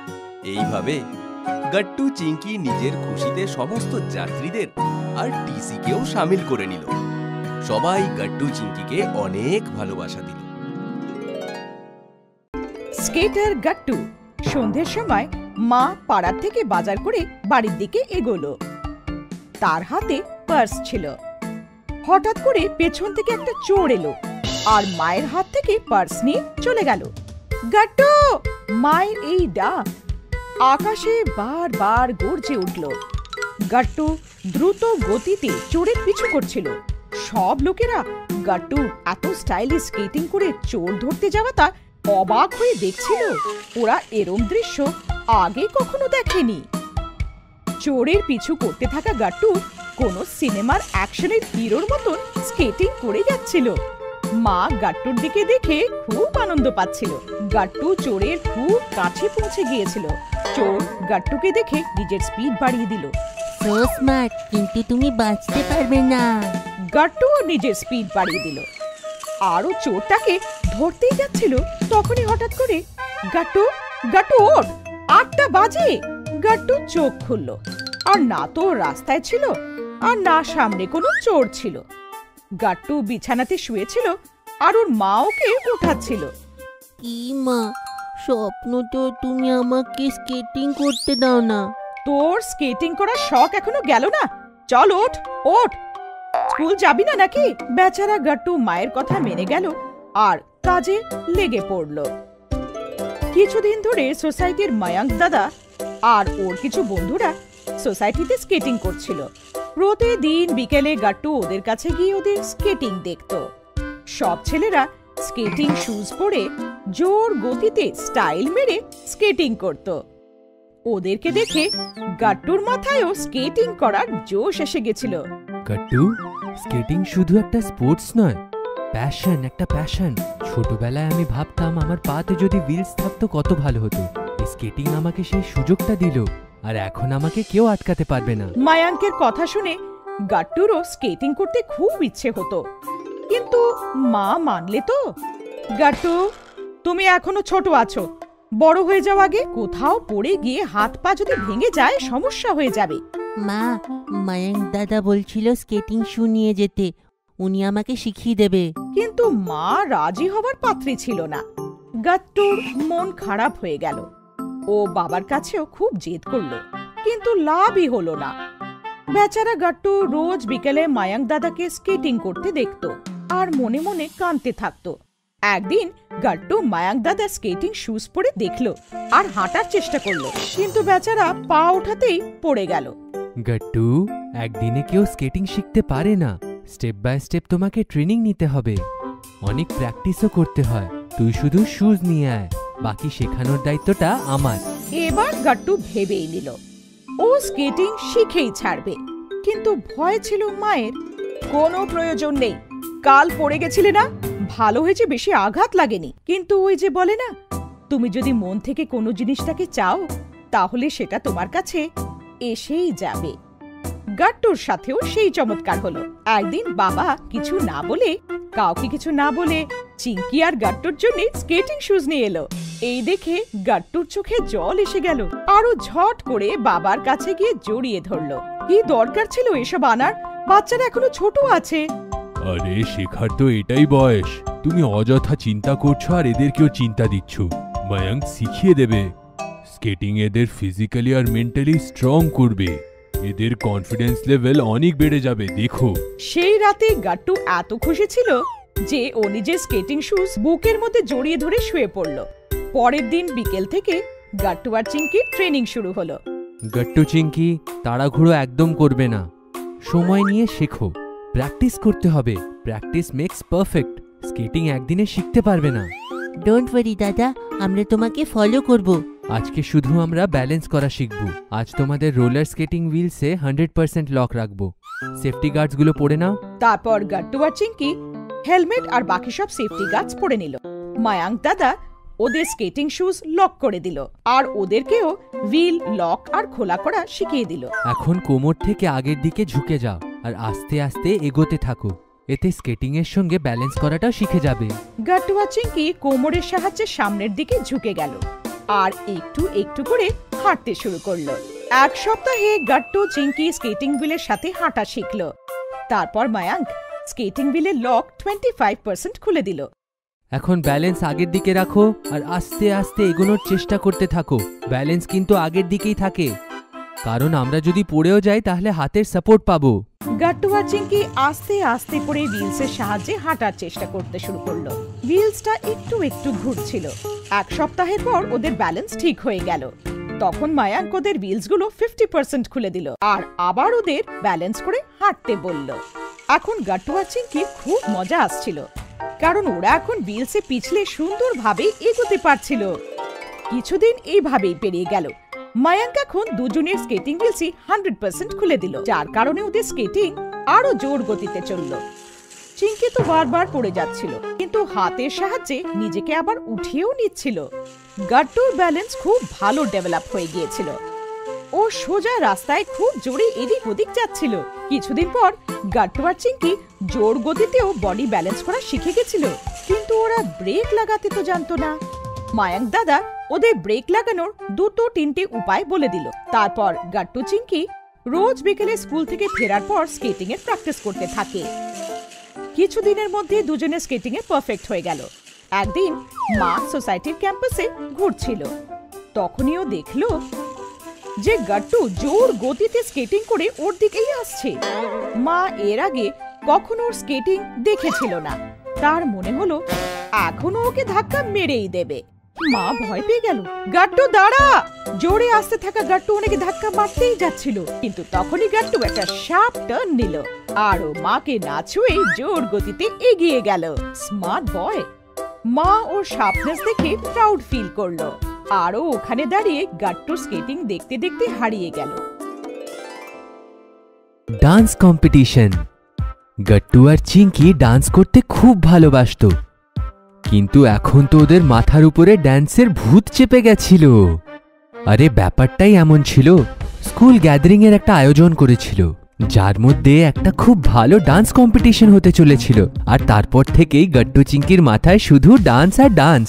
I am a disco dancer. না না না না। I am a disco dancer. না না না না। চিঙ্কি, খচাচ্ছিস কেন? আমি কোথায় খচাচ্ছি? আমি ডিস্কো ডান্সার বলছি আর তুই না না না করছিস। আমি কি ডান্সার নয়? আমি তো একথা বলিনি। হ্যাঁ, কিন্তু তুমি পারফেক্ট ডান্সার নও, কারণ তোমার ডান্সে রিদম মিসিং আছে। এটা শুনে গাট্টু রেগে গেল। এই সবগুলো হারি বলতে বলেছি না তোকে আমাকে? আবার হরি কোথায় থেকে মাঝখানে এসে গেল? হারি তো ডান্স পার্টনার না, আর তোদের মনে হয় ডান্স কম্পিটিশন তুই জিতে যাবি, তাই বাকি জুটিদেরকে তোরা ডিমোরালাইজ করছিস না? এটা শুনে চিঙ্কি খুব রেগে গেল। আমি কাউকে ডিমোরালাইজ করি না, ব্যাস যা দেখি সেটাই বলি। তোমার রিদম মিসিং তো মিসিং, এবার হলো কম্পিটিশনের কথা, তো এই কম্পিটিশন আমিই জিতবো। তো দেখলেন তো আপনারা, এই ডান্স কম্পিটিশনটার জন্য গাট্টু চিঙ্কির ঘর না বরং একটা যুদ্ধক্ষেত্র মনে হচ্ছিল। স্কুলেরও ঠিক একই অবস্থা। গ্যাদারিং এর কারণে ডান্স কম্পিটিশনের জন্য একটু সময় দেওয়া হয়েছিল। ডান্স কম্পিটিশনের জন্য কিছু জুটি বানানো হয়েছিল, যার মধ্যে হরি আর চিঙ্কির একটা জুটি, গাট্টু আর গুড্ডি একজন। এমন করেই একটা ছেলে আর একটা মেয়ে দিয়ে অনেকগুলো জুটি বানিয়ে তাদের মধ্যে কম্পিটিশন হতো। আর এই জুটিগুলোকে ট্রেন করার জন্য বাইরের থেকে দুটো ট্রেনারকে ডাকা হয়েছিল, ঈশিতা ম্যাম আর রকি স্যার। দুজনে সব জুটিদেরকে ট্রেনিং দিচ্ছিল। হরি আর চিঙ্কি খুব আগের থেকেই ভালো ডান্সার ছিল, আর এখন তো দুজনেই পার্টনার, তাহলে ওদের পারফরমেন্স খুবই ভালো হচ্ছিল। ডান্সের জন্য ওরা গানটাও খুবই ভালো চুজ করেছিল। বাকি সব জুটিরাও ঠিকঠাক ভালো করছিল, কিন্তু গাট্টু আর গুড্ডির জুটিতে রিদমটা মিস ছিল। ওরা দুজন যখন ডান্স করত তখন একটা অদ্ভুত লাগতো, আর সবাই ওদেরকে দেখে ঠাট্টা করতে শুরু করত। কিন্তু বেচারিরা করবেটাও কি, ওরা তেমনই ড্যান্স পারত, আর রিদমলেস ড্যান্স করে ওরা খুবই আনন্দতে থাকত। কিন্তু কম্পিটিশনের জন্য এটা যথেষ্ট ছিল না। স্যার আর ম্যাম ওদেরকে বিভিন্ন স্টেপ শেখানোর চেষ্টা করতে থাকতো, কিন্তু ওরা ওই স্টেপস আর বিটগুলো ধরতেই পারতো না, আর সব সময় আলাদা আলাদা ধরনের ডান্স করতে থাকতো। গাট্টু আর গুড্ডি, তোমরা কি করছো? বিটস ছাড়ো, তোমরা দুজন তো পরস্পরকে ম্যাচও করতে পারছো না। দুজনের মধ্যে রিদমই নেই ঈশিতা, এদের কিচ্ছু হবে না। এই দেখে সব বাচ্চারা হাসতে শুরু করলো। পরিস্থিতি দেখে এখন গাট্টু বুঝে গেছিল যে ডান্স কম্পিটিশন হরি আর চিঙ্কি জিতবে। গাট্টু, আমরা জিততে পারবো না। আমার মনে হয় আমাদের কম্পিটিশন থেকে বেরিয়ে যাওয়া ভালো। না গুড্ডি, ডান্স শুধু কম্পিটিশনের জন্য করা হয় না। আমাদের রিদম নেই তো কি হলো? আমরা যা কিছু করি সেইটা করলে আমাদের মজা আসে তো না? ব্যাস সেই মজা নেওয়ার জন্যই আমরা নাচবো, খুব নাচবো। গাট্টুর এই কথাগুলো রকি স্যার শুনে নিল, আর উনি ইমপ্রেস হয়ে গেলেন। চলো বাচ্চারা, প্র্যাকটিস টাইম শেষ, এবার আমরা কাল দেখা করব। বাই। গাট্টু আর গুড্ডি, তোমরা দুজনে থাকো, তোমাদের সঙ্গে কিছু কথা আছে। আরে স্যার নিশ্চয়ই গাট্টু আর গুড্ডুকে কম্পিটিশন থেকে আউট হয়ে যেতে বলবেন। হ্যাঁ, বেচারা গাট্টু আর গুড্ডি ডান্স না করেই আউট হয়ে যাবে। আর সেটাই হলো। পরের দিন প্র্যাকটিস তো হচ্ছিল, কিন্তু গাট্টু আর গুড্ডি তাতে ছিল না। দেখলে হরি, কাল আমি কি বলেছিলাম? আর দেখতে দেখতে স্কুলের পরিবেশটা গ্যাদারিং এর মতন হয়ে গেল। আর সেই দিনটাও এসে গেল যেই দিনটার জন্য সবাই প্রাণ ভরে অপেক্ষা করছিল, ডান্স কম্পিটিশনের দিন। থিয়েটার দর্শকে ভরে গেছিল। স্টুডেন্টস, প্যারেন্টস এবং টিচার্সরাও সেইখানে ছিল। গাট্টু চিংকির বাবা মাও সেখানে এসেছিলেন। তালি বাজিয়ে আমাদের প্রথম জুটিকে স্বাগত জানান, রাখি আর অংশুমান। রাখি আর অংশুমান স্টেজে আসলো আর খুব ভালো ডান্স দেখালো। তারপরে আরো জুটিরাও ডান্স করছিল। তারপরে মিশ্রা স্যার আরো একটা জুটিকে ডাকলো। স্বাগত করুন চিংকি আর হরিকে। অল দ্য বেস্ট বাচ্চারা। হরি আর চিংকি স্টেজে আসলো আর প্রত্যেকবারের মতন খুব ভালো একটা পারফরমেন্স দিল। ওদের পারফরমেন্সটা এতই ভালো ছিল যে পারফরমেন্স শেষ হওয়ার পরও কারোর তালি আর থামছিল না। এখন আমি ডাকতে চলেছি আমাদের last জুটিকে, Gattu R Guddi. Come on Gattu. আরে এই দুজনও আছে কম্পিটিশনে। ডোন্ট ওয়ারি চিংকি, ওদের এমনিতেও নিয়ে সবাই ঠাট্টাই করবে। গাট্টু আর গুড্ডি যেই ডান্স স্টার্ট করলো সবাই থমকে দেখতে থাকলো। না বিটস না মিউজিক, দুজনে কিছুই ফলো করছিল না। দুজনে শুধু একে অপরকে ফলো করছিল আর পারফেক্ট অফবিট ডান্স করছিল। দুজনের স্টেপস আর টিউনিং এতটাই ভালো ছিল যে সবাই চোখ বড় বড় করে ডান্স দেখছিল। আর দুজনের পারফরমেন্স যখন শেষ হলো তখন তালির সঙ্গে সঙ্গে লোকে ওয়ান্স মোর বলতে শুরু করলো। তো এই ডান্স কম্পিটিশনের উইনার হলো চিংকি আর হরি। ইয়ে! চিংকি আর হরি আনন্দতে স্টেজের উপরে গেল আর নিজের প্রাইজটা নিয়ে আসলো। কম্পিটিশনের উইনারকে তো আপনারা দেখে নিলেন, কিন্তু অডিয়েন্সের মন জয় করে থাকা দুজন জাদুঘরকে আমি স্টেজে ডাকতে চাই। গাট্টু আর গুড্ডিকে, দুজনের জন্য একটা স্পেশাল প্রাইজ আছে। গাট্টু আর গুড্ডি দুজনে স্টেজে গেল, দুজনে প্রাইজটা নিল। তারপরে গাট্টু কিছু বলতে চাইছিল। অনেক লোকেরা ভাবছে হয়তো এরা দুজন তো ভালো করে ডান্সও করতে পারছিল না, তবুও এরা এত ভালো পারফরমেন্স দিল কি করে। তো বন্ধুরা, মানছি আমাদের মধ্যে রিদম ছিল না, কিন্তু কনফিডেন্স অনেক ছিল। আর এই কনফিডেন্সই আমাদের রকি স্যার গাইড করে দিয়েছে। উনি বললেন যে যদি তোমরা বিটে ডান্স করতে পারছো না তো অফ বিটে করো। গুড্ডি আর আমি প্রচুর পরিশ্রম করেছি, তারপরে এই স্পেশাল প্রাইজটা পেলাম আমরা। আমাদের কাছে যেইটা নেই সেইটার জন্যে কাঁদার থেকে ভালো যেইটা আছে সেইটাকে ভালো করে ব্যবহার করা। সবসময় out of the box vision রাখা উচিত। এইটা আমরা এই কম্পিটিশন থেকে শিখলাম। Thank you. গাট্টুর এই কথাটা শুনে চিংকি, হরি আর ওনাদের দুই ট্রেনার এবং পুরো অডিয়েন্স ইমপ্রেস হয়ে গেল আর সবাই এদের স্ট্যান্ডিং ওভেশন দিল। দিদির বিয়ে। গাট্টু আর চিংকি স্কুল থেকে বাড়ি ফিরল। মা আর বাবা হলেই বসেছিল। মা খুব এক্সাইটেড ছিল আর বাবা ফোনে হেসে হেসে কথা বলছিল। আরে না না নিখিল, দুই ভাইকেই যেতে হবে, না হলে মালতী দিদি তো রেগে যাবে। আরে কি বলছিস ভাই, বাচ্চারাও আসবে সঙ্গে, ওরাও দেখে নেবে যে গ্রামে বিয়ে কেমন করে হয়। চল ঠিক আছে, গাট্টু চিংকি এসে গেছে, আমি তোর সঙ্গে পরে কথা বলছি। গাট্টু আর চিংকি বুঝতেই পারছিল না যে বাবা কার বিয়ের কথা বলছিল। এসে গেলে তোমরা দুজনে, শোনো, বাবা তোমাদেরকে কিছু বলতে চায় যেটা শুনে তোমরা দুজনে পাগল হয়ে যাবে।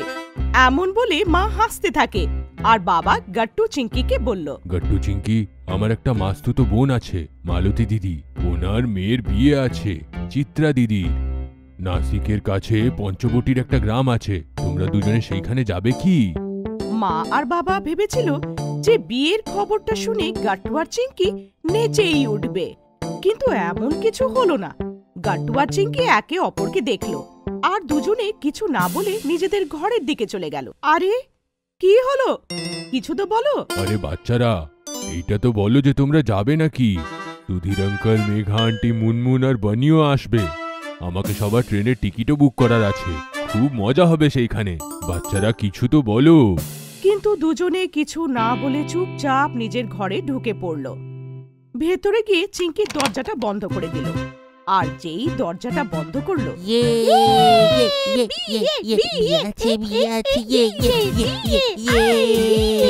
গাট্টু আর চিংকি নেচে নেচে গান গেয়ে পুরো বাড়িটা মাথায় উঠিয়ে নিল। আর দুজনের চিৎকার শুনে বাইরে বসে থাকা মা আর বাবার কান ব্যথা হয়ে গেল। শেষে ওই দিনটা এসেই গেল। গাট্টু চিংকি, মা আর বাবা আর সুধীর কাকুর পুরো ফ্যামিলি পাঞ্চবটির জন্য ট্রেনে বসে বেরিয়ে পড়ল।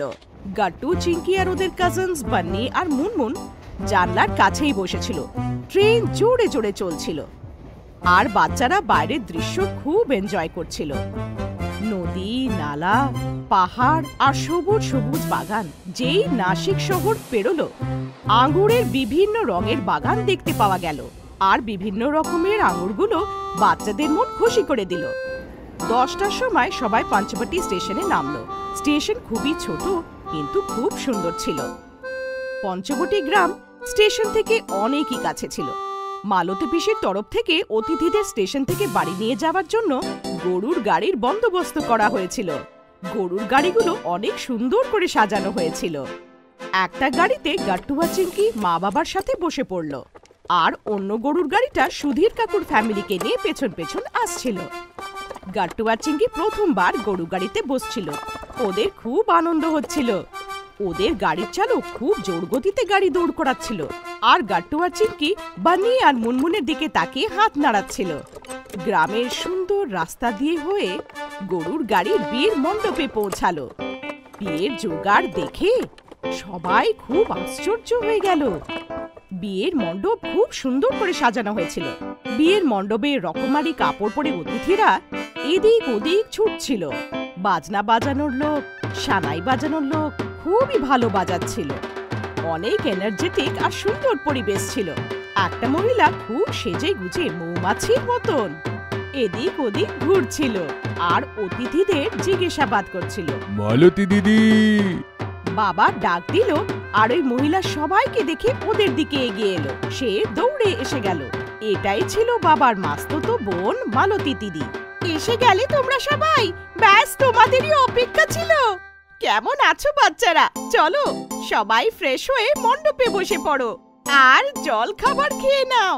তারপর আর কি, সবাই ফ্রেশ হয়ে নতুন নতুন কাপড় পরে তৈরি হয়ে মণ্ডপে এসে বসে পড়ল। তারপর গ্রামের লোকেরা সবাইকে জল খাবার দিল। জল খাবার খুব সুস্বাদু ছিল। চলো মেঘা, জল খাবার তো খেয়ে নিলাম, এবার মালতী দিদির হাতে হাতে কাজ করি। আমরা তো মেয়ের বাড়ির লোক, বরযাত্রী আসার আগে আমাদের সব তৈরি হতে হবে। হ্যাঁ বৌদি, আপনি যান, আমি আর জামাই বাবু এখানে সব জিনিস দেখে নেব। আর বাবা, আমরা কি করব? মুনমুন আর বানি, তোমরা দুজনে গাট্টু চিঙ্কির সঙ্গে থাকো, ঘুরে বেড়াও, গ্রামে নতুন বন্ধু বানাও আর ওদের সঙ্গে খেলো। যাও। চলো। গাট্টু আর চিঙ্কি নিজের কাজিনদের সাথে মণ্ডপের এদিক ওদিক দৌড়তে থাকে আর খেলতে থাকে। বিয়েতে ওরা নতুন বন্ধুও পেয়ে যায়। ওদের সাথে ওরা অনেক মজা করতে থাকে, অনেক গল্প করলো। তুমি কি আঙুরের বাগান দেখবে? হ্যাঁ, আমরা কোনোদিন আঙুরের বাগান দেখিনি। চলো, নিয়ে চলো। এখন নয়, এখন বরযাত্রী আসার সময় হয়েছে, আমরা কালকে যাব। তারপর আর কি, নাচতে নাচতে বরযাত্রী এলো আর গাট্টু আর চিঙ্কি সবার সাথে বরযাত্রী এনজয় করতে শুরু করলো। কিছুক্ষণ পর সবাই মণ্ডপে এসে গেল। বর বধূ পুরোহিত মশাইয়ের কাছে এসে বসে পড়ল। বর আর বধূ খুব সেজে গুজে বসেছিল। বধূ অনেক লজ্জা পাচ্ছিল আর বর হাসছিল। দুজনের জুটি অনেক মানাচ্ছিল। পুরোহিত মশাই মন্ত্র পড়ল আর 7 পাক শেষ হলো। তারপর দুজনে একে অপরকে মালা বদল করলো। জোরে জোরে সানাই বাজতে থাকে আর বিয়ে সম্পূর্ণ হলো। না বাজির ভয়ানক আওয়াজ আর না ডিজে নাটক। বিয়ে একদম ট্রেডিশনাল আর সাধারণ ভাবেই হয়ে গেল। গাট্টু আর চিঙ্কি একটা লাইনে বসে বন্ধুদের সাথে খাবার খাচ্ছিল। এখানে খাবার নিজের হাত দিয়ে নেওয়ার দরকার ছিল না। গ্রামের লোকেরা সবার কাছে এসে এক একজনকে নিজের হাতে পরিবেশন করছিল। খাবারে অনেক কটা আইটেম ছিল আর সবই খাবার খুব সুস্বাদু ছিল। তোমরা জানো, এই খাবারটা গ্রামবাসীরা নিজেদের হাতে তৈরি করেছে। তবেই এত টেস্টি। এইখানে সব বিয়েতে কি গ্রামবাসীরা এসে কাজ করে? হ্যাঁ, গ্রামে যদি কারোর বিয়ে থাকে তাহলে মণ্ডপ থেকে নিয়ে খাবার বানানো এবং অতিথিদের আসা যাওয়া নিয়ে সবকিছুই গ্রামবাসীরা নিজে হাতে দেখে দেয়।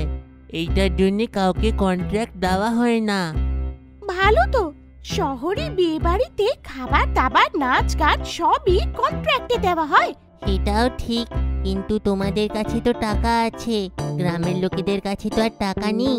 কিন্তু গ্রামে ভালোবাসা আছে, সব কাজ মন দিয়ে আর ভালোবাসা দিয়ে করা হয়, যেই কারণে ওর টেস্ট খুবই বেড়ে যায়, ঠিক এই খাবারটার মতন। সেই সব তো ঠিক আছে, কিন্তু এখন তাড়াতাড়ি খেয়ে নাও। গ্রামে কিন্তু খাবার থালা একদমই অ্যালাউড নেই, পুরো থালাটা শেষ করতে হয়। এটা শুনে গাট্টু আর চিংকি হাসতেই থাকে, তারপর আবার টেস্টি খাবারে ঝাঁপিয়ে পড়ে। বইপত্র আর খেলনা। বাচ্চারা খুব প্রশ্ন করে, ওদের মনে সব সময় কৌতূহল থাকে। এই ঘরের মধ্যে কি আছে, ওই সিন্ধুকে কি আছে, না জানা পর্যন্ত শান্তিই নেই। গাট্টু চিংকিও তেমনই ছিল। ঠাকুমার পুরনো সিন্ধুক হোক কিংবা তালা লাগানো বাড়িতে কোনো ঘর দেখলেই ওদের গোয়েন্দাগিরি শুরু। রবিবার ছিল, গাট্টু আর চিংকি কার্টুন দেখছিল, আর তখনই লাইট চলে গেল। আরে রে, লাইটটা চলে গেল। বাইরে যাই। বাইরে ওয়েদারটা ঠিক নেই, না রোদ আছে না ঠান্ডা আছে। বৃষ্টির মেঘ কখন থেকে এদিক ওইদিক হচ্ছে, কোন সিজন চলছে কিছু বুঝতেই পারছি না। যেটা হোক খুব খারাপ ওয়েদার আছে, কিন্তু মা বাইরে যেতে মানা করেছে। হ্যাঁ, বাইরে জোরে ঠান্ডা হাওয়া চলছে, কখনো রোদ বেরোচ্ছে আর কখনো হালকা হালকা বৃষ্টি। এমন আবহাওয়ায় আমরা অসুস্থ না হয়ে যাই, তাই বোধহয় মা বারণ করেছে। হ্যাঁ, কিন্তু ঘরে বসে বসে কি করব আমরা? চলো মা বাবার ঘরে যাই, ওখানে আমাদের টাইম পাস করার জন্য অনেক কিছু পেয়ে যাব। মা আমাদেরকে লুকিয়ে ওর আলমারিতে অনেক কিছু রাখে, জানো? তাহলে তো যাওয়া উচিত। তারপর আর কি, গাট্টু আর চিংকি দৌড়ে দৌড়ে মা বাবার ঘরে পৌঁছায়। ওখানে গিয়ে ওদের গোয়েন্দাগিরি শুরু হয়। আলমারি খুলে দেখতে শুরু করে, ড্রয়ার খুলে দেখতে শুরু করে, তা ওদের হাতে বিশেষ কিছু পড়ল না। তখনই গাট্টুর নজর একটা পুরনো আলমারিতে গেল। এটা বাবার আলমারি, কিছুদিন আগেই গ্রামের থেকে আনা হয়েছিল। আলমারির দুটো আলাদা আলাদা দরজা ছিল, দুটো দরজাই বাইরের থেকে তালা ছিল। আমি অনেকবার মায়ের থেকে এই আলমারিটার চাবি চেয়েছি, কিন্তু সে বলে যে এতে বাবার অনেক দরকারি জিনিস আছে, বাবার পারমিশন ছাড়া খুলতে পারবে না। গাট্টু খুব মন দিয়ে আলমারিটা দেখলো। অনেক পুরনো আর বিদঘুটে আলমারি এইটা, দুটো দরজা বাইরের থেকে আবার লকও আছে, মানে ভেতরে নিশ্চয়ই দুটো আলাদা আলাদা কম্পার্টমেন্ট থাকবে। আজকে তো বাবাও ঘরে আছে, তাহলে চলো দেখি এই আলমারির ভিতরে আসলে কি আছে। গাট্টু আর চিংকি দৌড়ে দৌড়ে বাবার কাছে পৌঁছালো আর বাবার কাছ থেকে আলমারির চাবিটা চাইলো। বাবা দাও না, আমাদের দেখার আছে সেই আলমারিতে কি আছে। বাচ্চাদের এক্সাইটমেন্ট দেখে বাবাও মজার মুডে এসে গেল। চাবি নিশ্চয়ই পাবে, কিন্তু একটা শর্ত আছে। ওটা কি? চলো আলমারির সামনে। বাবা দুজনকে আলমারির সামনে নিয়ে গেল। তোমরা দেখলে আলমারিতে দুটো আলাদা আলাদা দরজা আছে আর দুটো বাইরের থেকেই লক আছে, তার মানে ভেতরে দুটো কম্পার্টমেন্ট আছে, আর সেই দুটো কম্পার্টমেন্টে আমার ছোটবেলার সম্পত্তি লুকিয়ে আছে। গুপ্তধন, ওয়াও! হ্যাঁ, সেই সব সম্পত্তি আমি তোমাদেরকে দিয়ে দেব, কিন্তু তোমাদের দুজনকে দুটো কম্পার্টমেন্ট থেকে যে কোনো একটা কম্পার্টমেন্টকে বেছে নিতে হবে। যে যেই কম্পার্টমেন্টটাকে বেছে নেবে তার সব সম্পত্তি তার হয়ে যাবে। কিন্তু ভেতরে কি আছে সেটা না জেনে কিভাবে চুজ করব? এইটাই তো আমার প্রথম আর শেষ শর্ত। বেচারা গাট্টু আর চিংকি বাধ্য ছিল, ওদের বাবার কথা শুনতেই হলো। আমি এই দরজাটার সামনে দাঁড়িয়ে যাই, লেফট সাইডটা আমার জন্য লাকি, আমি এই দরজার পাশেই থাকবো। এখন বাঁচলো রাইট সাইডটা, এই দরজাটা আমার। পাক্কা? ভেবে নাও কিন্তু। এখন আর কিছু বলবেন না, শুধু খুলুন। তারপর বাবা গাট্টুর দিকের দরজাটা খুলল, আর ভেতরে শুধু বই আর বইই ছিল। বই দেখে বেচারা গাট্টুর মন খারাপ হয়ে গেল। ও গড, আমার বই চাই না, প্লিজ প্লিজ প্লিজ। বাবা চিংকির দিকের দরজাটা খুলল, আর ভেতরে অনেকগুলো খেলনা ছিল। এই বই খাতা আর এই খেলনা বাটিগুলোই আমার ছোটবেলার সম্পত্তি, যেইটা আমার ছোটবেলাকে এত ভালো করে তুলেছিল। আজ থেকে এই সম্পত্তিগুলো তোমার। দেখো, আমি তো চললাম। এরম বলে বাবা বেরিয়ে গেল। আমি তো পুরনো দিনের সব ক্লাসিক টয়স পেয়ে গেলাম, আর তুমি এই পুরনো ছেঁড়া বই। গাট্টু বই পাওয়ার কারণে আর চিঙ্কির খেলনা পাওয়ার কারণে ভেতর থেকে খুব দুঃখিত ছিল, কিন্তু সে নিজের দুঃখ চিঙ্কিকে দেখালো না। তুমি কিছুদিনের মধ্যে সেই খেলনাগুলো নিয়ে বোর হয়ে যাবে, কিন্তু বইতে আমি কখনো বোর হব না। কিন্তু সবকটাই স্টোরি বুক, উড়ন্ত ঘোড়া, পরীদের গল্প, জাদুর জঙ্গল। বাপরে বাপ, এটা তো ম্যাজিকের সম্পত্তি। বড় তুমি, আমার কাছেও অনেক কটা খেলনা আছে। চাবি দেওয়া ভাল্লুক আছে, ড্রাম আছে, কাঠের ট্রাক্টর আছে। এই সব কটা আমি একলাই খেলবো। আমি তোমাকে একটা গল্প পড়তে দেব না। এইভাবে খেলনা আর বইয়ের মধ্যে যুদ্ধ লাগলো। গাট্টু নিজের ঘরে গিয়ে পরীদের গল্প পড়তে শুরু করলো, আর চিঙ্কি গ্যালারিতে গিয়ে নিজের খেলনা নিয়ে খেলতে থাকে। আধা ঘন্টা দুজনে নিজের নিজের জগতে ব্যস্ত থাকলো, কিন্তু আধা ঘন্টা পরেই চিঙ্কি খেলনা খেলে বোর হয়ে গেল, কারণ ওর একলা খেলার অভ্যেসই ছিল না। ওদিকে গাট্টু পরীদের গল্প এনজয় করছিল, ওর খুব মজা আসছিল। কিন্তু তারপর গাট্টু ভাবতে থাকলো, কত আলাদা এই পরীর গল্পটা। চিঙ্কি যদি শুনতো তার কতটা ভালো লাগতো। তখনই চিঙ্কি নিজের সব খেলনা নিয়ে ওর কাছে এসে গেল। একলা খেলতে বোর লাগছে, তুমিও আমার সাথে খেলো। আমার একলা একলা এই স্টোরি পড়তে আর একদম ভালো লাগছে না। চলো, এই পরীদের গল্পটা আমি তোমাকে পড়ে শোনাচ্ছি। আরে বাহ, আমার পরীদের গল্প খুব ভালো লাগে। এক কাজ করি, আগে এই স্টোরিটা এনজয় করি, তারপর খেলনা খেলবো। তারপর দুজনে গল্প এনজয় করলো, আর তারপর দুজনে বাবার অদ্ভুত খেলনাগুলো খেলতে থাকে। দুজনকে একসাথে দেখে বাবাও খুব খুশি হয়ে গেল। বাচ্চারা, আমি তোমাদের সঙ্গে একটা ঠাট্টা করেছিলাম। আমি দেখতে চাইছিলাম যে বইপত্র পেয়ে তোমরা কেমন রিয়াক্ট করো, আর খেলনা পেয়ে কার কেমন রিয়াকশন থাকে। কিন্তু আমি খুব খুশি যে তোমাদের খেলার সঙ্গে সঙ্গে বই পড়তেও ভালো লাগে। বাবা, খেলনা বেশি ইম্পর্টেন্ট না বইপত্র? বাবা, বাচ্চাদের জন্য দুটোই ইম্পর্টেন্ট হয়, কারণ খেলনা দিয়ে তোমরা একটু এন্টারটেন হও, আর বইয়ের থেকে তোমরা এন্টারটেনমেন্টের সঙ্গে নলেজও পাও। বই আমাদের বিভিন্ন জিনিসের ব্যাপারে নলেজ দেয়, যাতে আমাদের এক্সপিরিয়েন্সগুলো বেড়ে যায়। তাই খেলার সঙ্গে সঙ্গে বইও পড়ো আর এগিয়ে যাও। এইটা শুনে গাট্টু আর চিঙ্কি খুশি হয়ে গেল, আর ওরা নিজের বাবাকে জড়িয়ে ধরল। টিভির সত্যতা। অনেক বছর আগে কোন স্কুলে তৃতীয় কক্ষে অনেক বাচ্চারা পড়াশোনা করত। সেই ক্লাসে অংশ আর বংশিকা নামে দুজন বন্ধু পড়াশোনা করত। ওরা দুজনে টিভি দেখতে খুব ভালোবাসতো। ওরা যেমন টিভিতে দেখতো তেমনটাই ক্লাসে ওরা করত। আমি আয়রন ম্যানের মতন এত উপর থেকে লাফাতে পারি। ব্যাস, আমি তো ক্যাপ্টেন আমেরিকার মতো এর থেকে উঁচু থেকে লাফাতে পারি। আমি কালকে একটা ফিল্ম দেখেছি। ওই ফিল্মের মধ্যে স্পাইডারম্যান একটা পাতলা সুতোর থেকে দেওয়ালের মধ্যে চড়ে গেল। হ্যাঁ, আমি ওই ফিল্মটা দেখেছি।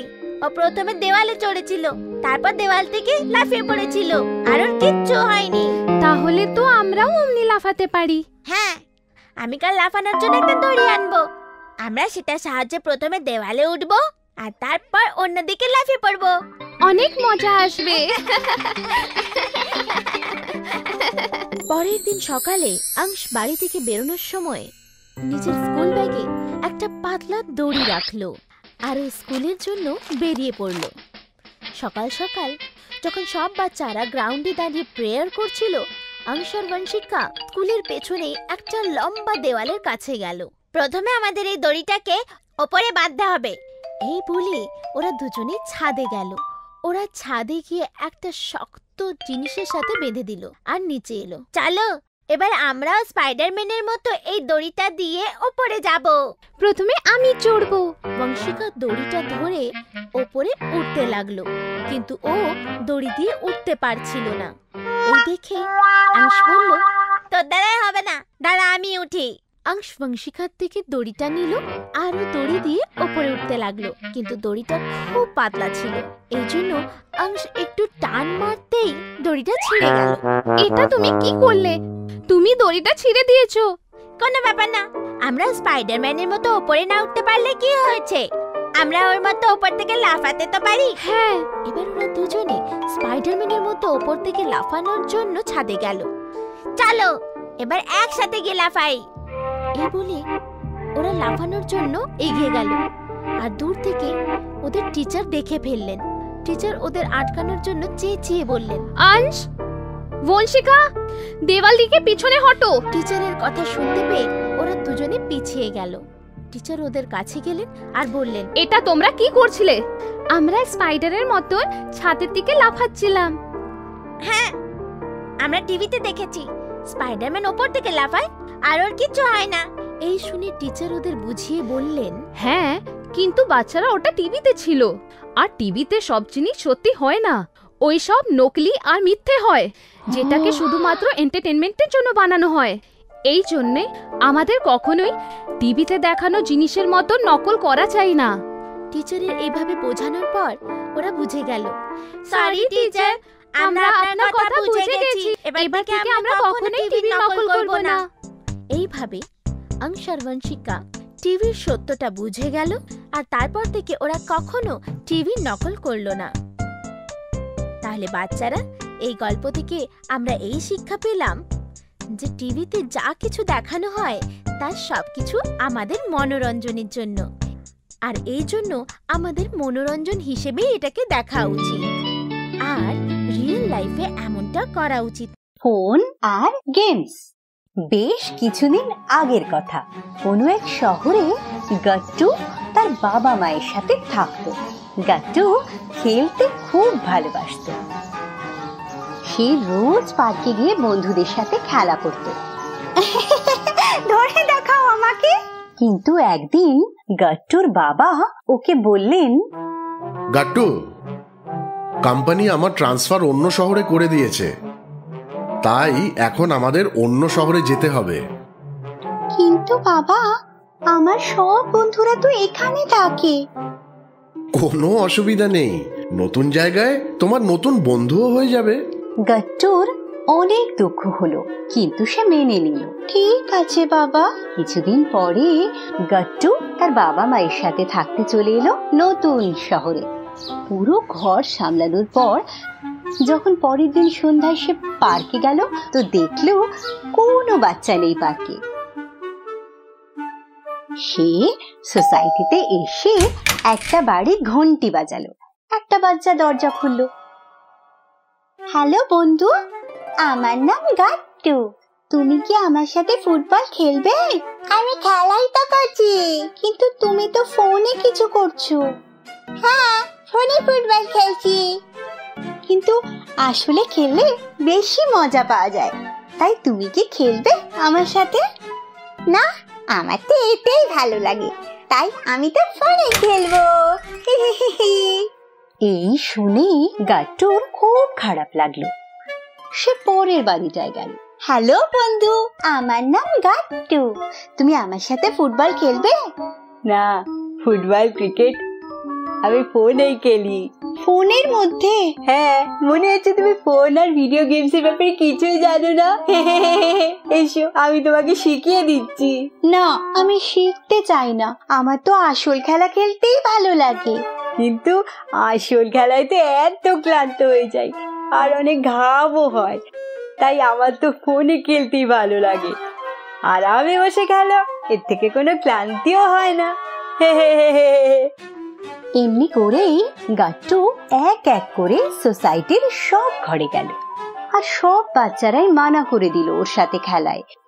ফিরে গিয়ে গাট্টু ঘরে এলো। সেদিন রাত্রে যখন গাট্টুর বাবা ঘরে ফিরে এলেন, সে তাকে বলল, বাবা, আমি এখানে থাকবো না, এখানে তো কেউ খেলতেই চাইছে না। হ্যাঁ, এটা কি করে হয়? খেলাধুলো তো সবারই ভালো লাগে, কিন্তু এখানে কারোর ভালো লাগে না। তো বাবা, তুমি ওদের খেলার জন্য উৎসাহিত করো। ঠিক আছে, আমি বাইরে পার্কে যাচ্ছি। সে চারিপাশে দেখলো, তো রোজকার মতো কোনো বাচ্চাই ছিল না। এখানে তো আজও কেউ নেই। তখনই দেখলো যে দূরে বেঞ্চে একটা মেয়ে বসে আছে। সে ওর কাছে গেল। আমার নাম গাট্টু, তুমি কে? এখানে আমি তোমাকে আগে কখনো দেখিনি। আমার নাম চিঙ্কি, আমি খেলতে খুব ভালোবাসি। খেলতে তো আমারও খুব ভালো লাগে, চলো আমরা দুজন খেলি। কিন্তু বাকি বাচ্চারা আমাদের সাথে খেললে বেশি ভালো লাগতো। তুমি ঠিক বলেছো, চলো আমরাই কিছু করি। বাকি বাচ্চাদেরও পার্কে আনার জন্য ওরা দুজনে মিলে প্ল্যান বানালো। তারপর ওরা দুজন গাট্টুর বাবার কাছে গেল আর তাকে নিজেদের প্ল্যান বলল। বাবার ওদের প্ল্যান খুব ভালো লাগলো। প্ল্যান মাফিক বাবা সোসাইটির সব বাচ্চাদের ডেকে বললেন, আমি পার্কে একটা লেটেস্ট ফোন লুকিয়েছি, যাতে অনেক মজার মজার গেমস আছে। যে আগে ওই ফোনটা খুঁজে বের করতে পারবে, ফোনটা তারই হয়ে যাবে। লেটেস্ট ফোনের কথা শুনে সব বাচ্চারা খুব খুশি হলো। ওই ফোনটা আমি খুঁজে পাবো না, ওই ফোন আগে আমি খুঁজবো। এরপর সবাই পার্কে এখানে ওখানে ছুটে ছুটে ফোন খুঁজতে লাগলো, কিন্তু কেউ ফোন খুঁজে পেল না। এই করে 2 ঘন্টা কেটে গেল। এইবার সব বাচ্চা হাঁপিয়ে পুরো ঘেমে গেল। ওরা সবাই একসাথে গাট্টুর বাবার কাছে গিয়ে বলল, কাকু তুমি তো বলেছিলে পার্কে ফোন লুকিয়েছো, কিন্তু এখানে তো কিছুই নেই। হ্যাঁ কাকু, কিন্তু আমরা কোথাও ওই প্রচুর গেমওয়ালা ফোনটা পেলামই না। ওই গেমওয়ালা ফোনটা তোমরা পাওনি ঠিকই, কিন্তু গেমস তো পেলে। ফোন থেকে গেমস? পার্কে খেলার গেমস। তোমরা সবাই ঘরে বসে ফোনে গেম খেলতে থাকো আর কখনো পার্কে খেলতে আসো না। তাই গাট্টু আর তার বাবার সাথে মিলে আমি তোমাদের ফোনের ব্যাপারে মিথ্যে বলেছিলাম। কিন্তু কেন? দৌড়ঝাঁপ করলে আমাদের শরীরে চুস্তি ফুর্তি আসে, যাতে আমাদের শরীর ফিট থাকে, আর তাই আমরা সহজে অসুস্থও হই না। আর এই জন্যেই আমাদের রোজ পার্কে খেলা উচিত। সব বাচ্চারা গাট্টুর বাবার কথা বুঝতে পারলো। কাকু আমরা বাইরে খেলার গুরুত্ব বুঝে গেছি, এবার আমরা রোজ সন্ধ্যায় পার্কে খেলবো, যাতে আমাদের শরীর ঠিক থাকে আর সবার সাথে খেলতে মজাও লাগে খুব। Favourite subject. বাচ্চারা তোমরা তো জানোই স্কুলে শুধু একটাই সাবজেক্ট হয় না, অনেকগুলো সাবজেক্টস আমাদের পড়তে দেওয়া হয়। ওই সব সাবজেক্টগুলোর মধ্যে থেকে একটা সাবজেক্ট হয় যেটা আমাদের সব থেকে পছন্দ হয়। সে সাবজেক্ট যাই হোক, যখনই ওই সাবজেক্টের বইগুলো সামনে আসে আমরা খুব ভালো বোধ করি। ওই সাবজেক্টের নোটবুকটাও আমরা ভালো করে বাছি। আর আমাদের ফেভারিট সাবজেক্টের পিরিয়ড আরম্ভ হয়ে গেলে কোনো কথাই নেই, সময়ের খেয়ালই থাকে না। একদিন গাট্টু চিঙ্কির স্কুলে কিছু অধিকারীরা এসেছিল। অফিশিয়াল কাজ শেষ হতেই ওরা বাচ্চাদের সাথে ক্লাসে এসে কথা বলতে থাকে। বাচ্চারা, সব সাবজেক্ট ভালো হয়, কিন্তু একটা সাবজেক্ট এমন হয় যেটা আমাদের খুব পছন্দ হয়। আজ আমরা ফেভারিট সাবজেক্টের উপরে কথা বলবো। এক এক করে বলবে তোমার ফেভারিট সাবজেক্ট কি। গুড মর্নিং স্যার, আমার নাম হলো বান্টি আর আমার ইংরেজি খুবই পছন্দ স্যার। Oh nice, thanks Bunty. Next. Sir আমি গুড্ডি, আমার সবথেকে বেশি রুচি হিন্দি সাবজেক্টে আছে আর হিন্দি কবিতা আমার খুব ভালো লাগে। তোমাকে অনেক অনেক অভিনন্দন গুড্ডি। আগে। হ্যালো স্যার, আমি চিঙ্কি, আমার চিত্রকলা পছন্দ। বিউটিফুল। হ্যাঁ বাবা, তুমি বলো তোমার ফেভারিট সাবজেক্ট কোনটা? এই প্রশ্নটা ছিল গাট্টুর জন্য। গাট্টু প্রশ্নের উত্তর দেওয়ার জন্য নিজের জায়গায় দাঁড়িয়ে পড়ল, আর অধিকারীর সমেত পুরো ক্লাসের মন আর কান গাট্টুর দিকে চলে গেল যে গাট্টু এখন কোন সাবজেক্টটা বলবে। আর যেই গাট্টু সাবজেক্টের নামটা বলল, সবাই আশ্চর্য হয়ে গেল। হ্যালো স্যার, আমার নাম হলো গাট্টু আর আমার ফেভারিট সাবজেক্ট হলো ম্যাথস। ও ভেরি ইমপ্রেসিভ। তখনই বান্টি মাঝখানে বলে ফেলল, স্যার গাট্টু মিথ্যে কথা বলছে, ওর ম্যাথস নয় সায়েন্স পছন্দ স্যার। গাট্টু, বান্টি যেটা বলছে সেটা কি সত্যি? এতক্ষণ অবধি তাই ছিল, কিন্তু আজ সত্যি নয়। কাল অবধি আমার সায়েন্স পছন্দ ছিল, কিন্তু আজকে ম্যাথসটাই আমার ফেভারিট সাবজেক্ট। গাট্টুর এই জবাবটা শুনে পুরো ক্লাস হাসতে থাকে। আরে গাট্টু, শুধু বললে হবে না, করেও দেখাতে হবে তোকে। দারুণ আইডিয়া বান্টি। গাট্টু, তোমার যদি সত্যিতে ম্যাথস পছন্দ তাহলে তোমাকে আমি একটা ম্যাথস দিচ্ছি, ওইটা সলভ করে বলো। এখন আসবে মজা। তারপরে অধিকারী গাট্টুকে বোর্ডে একটা অঙ্ক করতে বলল আর সলভ করতে বলল। গাট্টু বোর্ডের কাছে গেল আর ও সঙ্গে সঙ্গে ওই ম্যাথসের কোয়েশ্চেনটা সলভ করলো। এক্সিলেন্ট, সবাই গাট্টুর জন্য তালি বাজাও। গাট্টুর কনফিডেন্স আর পারফরম্যান্স দেখে সবাই আশ্চর্য হয়ে গেছিল। বান্টি তো বুঝতেই পারছিল না যে এইসব কি করে হয়ে গেল। পুরো ক্লাস হাততালি দিয়ে অভিনন্দন জানালো। অনেক বাচ্চাদের ফেভারিট সাবজেক্ট ইংলিশ কিংবা আর্টস সাবজেক্ট হয়, অনেক বাচ্চারা ম্যাথস থেকে ভয়ও পায়। গাট্টু, তুমি বলো তোমার ম্যাথস এত কেন পছন্দ? কারণ স্যার ম্যাথসের মধ্যে নাম্বার থাকে আর নাম্বারের সঙ্গে খেলতে আমার খুব ভালো লাগে। আমি নাম্বারসের সঙ্গে কথা বলি, ওরা আমার সঙ্গে কথা বলে, আর কথা বলতে বলতে কোশ্চেনটা সলভ হয়ে যায়। Wow, how interesting. তাহলে দেখলে সবাই, আমাদের গাট্টুর ফেভারিট সাবজেক্ট হচ্ছে ম্যাথস। ম্যাথস কি আপনারও ফেভারিট সাবজেক্ট? গাট্টুর কথা বলতে গেলে গাট্টুর ম্যাথসের লাভ শুধু ক্লাসরুম আর নোটবুক অব্দি বাঁধা ছিল না। গাট্টু যেখানে যেখানে থাকতো ম্যাথস ওখানে ওর সাথে থাকতো। একদিন বাড়িতে অনেক অতিথি এসেছিল। গাট্টু চুপচাপ সব অতিথিদের গুনে নিল। 1 2 3 4। গাট্টু দৌড়ে মার কাছে কিচেনে গিয়ে বলল, মা, টোটাল 14 জন লোক, তাদের মধ্যে 4টে ছোট্ট ছোট্ট বাচ্চা, 6 জন ইয়াং আর বাকি 4টে ওল্ড আর দিদুর বয়সী। তার মানে তুমি বাচ্চাদের জন্য 4 গ্লাস দুধ, ইয়াং লোকেদের জন্য 6 মগ কফি আর ওল্ড লোকেদের জন্য 4 কাপ চা রেডি করে দিতে পারো। গাট্টুর স্ট্যাটস আর লজিক শুনে তো মা কিছুক্ষণের জন্য ব্ল্যাঙ্ক হয়ে গেল। যখনই দুধওয়ালা আসতো তখন রোজ সকালে দুধ নেওয়ার জন্য গাট্টু উঠে পড়তো। দুধওয়ালার কাছে অ্যালুমিনিয়ামের একটা লিটার ছিল, অর্ধেক লিটারের ছোট মোটো একটা গ্লাস ছিল, যেটা দিয়ে ও গাট্টুর বাসনে দুধ ঢালতো। এই নাও 1 লিটার আর এই নাও আধা লিটার, হয়ে গেল গাট্টু তোমার 1.5 লিটার। গাট্টু মায়ের সাথে মার্কেটে যেত, তখনও ম্যাথস ওর পিছু ছাড়তো না। সবজি বিক্রেতার থেকে সবজি কেনার সময় গাট্টু পুরো মন দিয়ে টাকা গুনতে থাকতো, কিন্তু সবজি বিক্রেতা ম্যাথসে গাট্টুর থেকেও পারফেক্ট ছিল। মায়ের নোট দিতেই সে চট করে টাকা বার করে মাকে দিয়ে দিত, আর সেই অ্যামাউন্ট একদম সঠিক ছিল। আন্টি, আপনার কাছে তো ক্যালকুলেটর নেই, তাহলে এত ফাস্ট হিসেব কি করে নেন আপনি? বাবা, অনুভব, ওই যে কি বলে না তোমাদের ভাষায়, এক্সপিরিয়েন্স। হ্যাঁ,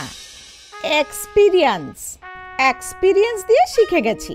প্রথম অনেক ভুল করতাম, কোনো কাস্টমারকে বেশি টাকা দিয়ে দিতাম আর কাউকে কম, কিন্তু আমিও আস্তে আস্তে সংখ্যার সাথে খেলা শিখে গেলাম, আর এখন তো নিমেষে হিসাব হয়ে যায়, ক্যালকুলেটরের দরকারও পড়ে না। এইভাবে গাট্টু যেখান থেকে পেত সেখানেই ম্যাথসটা শিখে ফেলত। স্কুলেও যখন মিশ্রা স্যার বোর্ডে ম্যাথস লিখত তখন সলভ করার জন্য গাট্টু সব থেকে আগে উঠে বোর্ডে আসতো আর নিমেষে সলভ করে দিত। একদিন স্কুলে টেস্ট নেওয়া হলো। ম্যাথসের টেস্টে গাট্টুর পারফরমেন্স সব থেকে ভালো হলো, কিন্তু বাকি সাবজেক্টসেও কিছু ভালো পারফরমেন্স দিতে পারলো না। তখন মিশ্রা স্যার গাট্টুকে বোঝালো, বাবা, এটা খুব ভালো যে তোমার ম্যাথস পছন্দ, কিন্তু আমার মনে হচ্ছে যে ম্যাথের জন্য তোমার বাকি সাবজেক্টসের উপরে ফোকাস সরে যাচ্ছে। এগিয়ে যাওয়ার জন্য ম্যাথসের সঙ্গে সঙ্গে হিস্ট্রি, জিওগ্রাফি আর আর্টসের সাবজেক্টও ইম্পর্টেন্ট, ওদের প্রতিও একটু ধ্যান দিও, দেখো তুমি অনেক এগিয়ে যাবে। গাট্টু মিশ্রা স্যারের কথা বুঝে গেল, আর সেই দিনের পরে ও ম্যাথসের সাথে সাথে বাকি সাবজেক্টসেও ফোকাস করতে থাকলো। গাট্টু, চিঙ্কি আর দাদু ঠাকুমা। একটা সুন্দর সন্ধেতে দাদু আর ঠাকুমা গ্রামের গ্রাউন্ডে এসেছিল। ওখানে বাচ্চারা খোখো খেলছিল। আমি এই পরিবেশ থেকে বিরক্ত হয়ে যাই, কত ভালো হতো যদি বাচ্চারা এখানে থাকতো। আমি বুঝতে পারছি, কিন্তু কি করব, ওদেরও তো ক্যারিয়ার আছে, কাজের জন্যই ওরা বাইরে গেছে। হ্যাঁ, কিন্তু চিঙ্কি আর গাট্টুকে শহরে নিয়ে যাবার কি প্রয়োজন ছিল? ওরা এখানে আমাদের সাথে থাকলে কত এনজয় করতো। আরে বাবা, ওদেরও তো ভালো এডুকেশন দরকার, গ্রামে তো ভালো এডুকেশন নেই। কিন্তু গ্রামে তো আমরা থাকি, আমরা ওদের ভালো শিক্ষা দিতাম আর শেখাতামও। আরে ওরা তো রোজ ফোন করে কি না? হ্যাঁ, কিন্তু আমার ওদের সঙ্গে দেখা করার খুব ইচ্ছে। এমন মনে হয় যে ওরা যখন তাড়াতাড়ি সামার ভ্যাকেশনে আসবে তো আমরা ওদেরকে বিচে ঘোরাতে নিয়ে যাব। আমি ওদের জন্য খুব ভালো মিষ্টি বানিয়ে নেব। আর আমি ওদের জন্য গাছ থেকে আম পেড়ে আনবো। হ্যাঁ হ্যাঁ, এবার স্বপ্ন দেখা বন্ধ করো আর বাড়ি চলো। ঠাকুমা দাদু বাড়ি ফিরছিল, তখনই একটা গাড়ি ওদের বাড়ির সামনে এসে দাঁড়ালো। আর গাড়ির থেকে নেমে গাট্টু চিংকি নেমে দাদু ঠাকুমার কাছে দৌড়ায়। আরে আমরা তো ভেবেছিলাম যে বাচ্চারা কখন আসবে, আরে কি বাচ্চারা তো এসে গেছে। আমার মনে হলো শুধু আমি ভুল করছি। তুমিও কি বাচ্চাদের দেখতে পারছো? হ্যাঁ বাবা, সত্যি বাচ্চারা এসেছে। হ্যালো বাবা মা। মা আর বাবা দাদু ঠাকুমাকে প্রণাম করে, আর চিংকি আর গাট্টু ওদের উপরে লাফাতে থাকে। দাদু, আমরা এসে গেছি। আমাদের আপনাদের সঙ্গে দেখা করার ছিল, তাই আমরা জেদ করলাম। আমরাও আপনাকে খুব মনে করছিলাম বাবা মা, তাই আমরা এখানে এসে গেলাম। আমরাও এক্ষুনি এই কথাই বলছিলাম, আমাদের বাচ্চাদের কথা কত মনে পড়ছিল। দাদু, আমার আমগুলো কোথায়? আরে আগে গিয়ে তোমরা মুখ হাত তো ধুয়ে নাও, তারপরে খেতে গিয়ে মন খুলে আম খেও, ঠিক আছে? যেই সবাই ভেতরে যায়, চিংকি বলতে শুরু করে, ঠাকুমা দাঁড়াও, এখন তুমি কোনো কাজ করবে না, এখন শুধু আমরা কাজ করব। আপনি শুধু এখানে বসুন আর আমাদেরকে গল্প শোনান। আচ্ছা আচ্ছা, বলো কোন গল্পটা শুনবে? আমার একটা বড় রাক্ষসের গল্প শোনার আছে। আমার আকবর বীরবলের গল্প শোনার আছে। আর ঠাকুমা ওদেরকে নিজের সাথে অনেক ভালো ভালো গল্প শোনাতে শোনাতে ঘুম পাড়ায়। পরের দিন সবাই মিলে ক্যারম খেলছিল। দাদু, ওই হোয়াইট গুটিতে এম লাগিও, হোয়াইট গুটিতে। হ্যাঁ হ্যাঁ, ভালো করে এম লাগিও। দাদু, তোমার এম কত ভালো, আমাকেও শেখাও। আমি বোর হচ্ছি, চলো না কোথাও ঘুরতে যাই। হ্যাঁ, আমরা বিচে ঘুরতে যেতেই পারি। আমরা বিচে যাব, আমরা বিচে যাব। আর সবাই বিচে ঘুরতে যায় আর খুব আনন্দ করে। দাদু, এত বড় সমুদ্র, এতগুলো জল, এটা শেষ কোথায় হয়? এটার পেছনে কি আছে? এর পেছনে অন্য দেশ আছে। আমাদেরও ওই অন্য দেশে যাওয়ার আছে, আমরা কিভাবে যেতে পারবো? আরে বাচ্চারা, তোমার বাবা মা যখন গ্রাম ছেড়ে শহরে গেল তখনই আমাদের খুব খারাপ লাগলো। আর তোমরা যদি অন্য দেশে যাবে তাহলে তোমার বাবা মার আর আমাদেরও খুব খারাপ লাগবে। তোমরা সব সময় আমাদের সাথে থাকো। তোমরা দুজনে আমাদের সাথে কেন থাকো না? আমরা আপনাকে খুব মনে করি। আরে আমরাও তোমাদেরকে খুব মনে করি, কিন্তু কি করব, এইখানে তো ক্ষেতগুলো দেখতে হবে কি না। চাষবাস অন্য কাউকে সামলানোর জন্য দিয়ে দাও না, আর তোমরা আমাদের সাথে চলো। আমার বন্ধুদের যে দাদু দিদু ওদেরকে পার্কে ঘোরাতে নিয়ে যায়, তো ওদের দেখে আমাদের খুব খারাপ লাগে। যদি তোমরা দুজনে আমাদের সাথে থাকো তাহলে বাচ্চারা কত ভালো শিক্ষা পাবে। হ্যাঁ বাবা, এখন চলো আমাদের সঙ্গে, এখন তো বাচ্চারাও শুনছে না। দাদু ঠাকুমা, তোমরা যদি আমাদের সাথে যাবে তাহলে তোমরা যখন ইচ্ছে আমাদের সাথে খেলতে পারো, আর রোজ দিন তোমরা আমাদেরকে গল্প শোনাবে। আপনি আমাদেরকে পছন্দ করেন তো, চলুন আমাদের সঙ্গে। তোমাদেরকে আমাদের সাথে আসতেই হবে, না হলে আমরা এখানেই থেকে যাব। আচ্ছা বাবা, ঠিক আছে, আমরা আসবো তোমাদের সঙ্গে। ফাইনালি দাদু ঠাকুমা আমাদের সাথে যাবে। আর যেই সবাই বাড়িতে ফেরে তখন সন্ধেবেলায় গাট্টু আর চিংকির পুরো বাড়িটা ডেকোরেট হয়, আর দাদু ঠাকুমাকে সারপ্রাইজ দেয়। ওয়েলকাম হোম দাদু ঠাকুমা। বন্ধুরা, আসল শিক্ষক তো বাড়ির গুরুজনরাই হয়, ভালোবেসে বাচ্চাদের অভিজ্ঞতা শিখিয়ে দেয়। Lunch break. স্কুলে সবথেকে বেশি বাচ্চারা কার অপেক্ষা করে? আপনার কি মনে হয়? গেম পিরিয়ডের না স্কুল ছুটি হওয়ার? অপেক্ষা সব বাচ্চাদের হয়, কিন্তু আরো একটা জিনিস আছে যার অপেক্ষা বাচ্চাদের থাকে, সেটা হলো লাঞ্চ ব্রেক। কারণ ওই ব্রেকে সব বাচ্চারা একসাথে হয়, একসাথে খাবার খায় আর মজা ঠাট্টা করতে থাকে। সব বাচ্চাদের মতো আমাদের গাট্টু চিংকিও স্কুলে যায়। ওদের কি পছন্দ হয়ে থাকবে? একদিন বাবা গাট্টু চিংকিকে জিজ্ঞাসা করে, গাট্টু চিংকি, তোমাদের স্কুলে সব থেকে কোন সময়টা ভালো লাগে? বাবার এই প্রশ্নটা গাট্টু সঙ্গে সঙ্গে জবাব দিল, আমার তো গেমস পিরিয়ড খুব ভালো লাগে। আর চিংকি মা তোমার? আমার তো পছন্দ লাঞ্চ ব্রেক। আরে হ্যাঁ, আমারও তো লাঞ্চ ব্রেক খুব পছন্দ। বাবা গাট্টু চিংকির এই প্রশ্নে হাসতে শুরু করে আর বলে, আচ্ছা আচ্ছা, এখন শুয়ে পড়ো, কালকে আবার স্কুল যেতে হবে। স্কুলে যাবে তাহলে তো গিয়ে নিজেদের লাঞ্চ ব্রেক এনজয় করবে। বাবার কথা শুনে গাট্টু আর চিংকি দুজনে নিজেদের ঘরের দিকে যায়। তখন গাট্টুর একটা কথা মনে পড়ে, আরো আস্তে করে চিংকিকে জিজ্ঞাসা করে, আরে কালকের প্ল্যান ভুলে গেলি চিংকি? কালকে আমরা লাঞ্চ ব্রেকে একসঙ্গে পার্টি করব। আরে হ্যাঁ, আর সব বাচ্চারা নিজেদের টিফিনে ভালো ভালো সুস্বাদু জিনিস আনবে, এমন কথা হয়েছিল, আমি তো ভুলেই গেছিলাম। গাট্টু এই কথাটা যেই চিংকিকে মনে করালো, চিংকি এক্সাইটেড হয়ে গেল আর মাকে ডাক দিল, মা মা। চিংকির আওয়াজ শুনে মাম্মি শিগগিরই বাইরে আসলো আর চিংকিকে বলল, কি হলো চিংকি?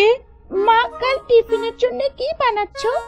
আলুর তরকারি আর রুটি। কেন, কি হলো? কাল কিছু স্পেশাল আছে? হ্যাঁ মা, এটা তো স্পেশালি বলা যায়। কারোর জন্মদিন নাকি? আরে না মা। তাহলে? গাট্টু চিংকি চাইছিল যে কাল মা টিফিনে কিছু একটা সুস্বাদু বানায়, কিন্তু সে কি জানতো যে গাট্টু চিংকি আর বন্ধুরা মিলে লাঞ্চের জন্য কি প্ল্যান করে রেখেছে।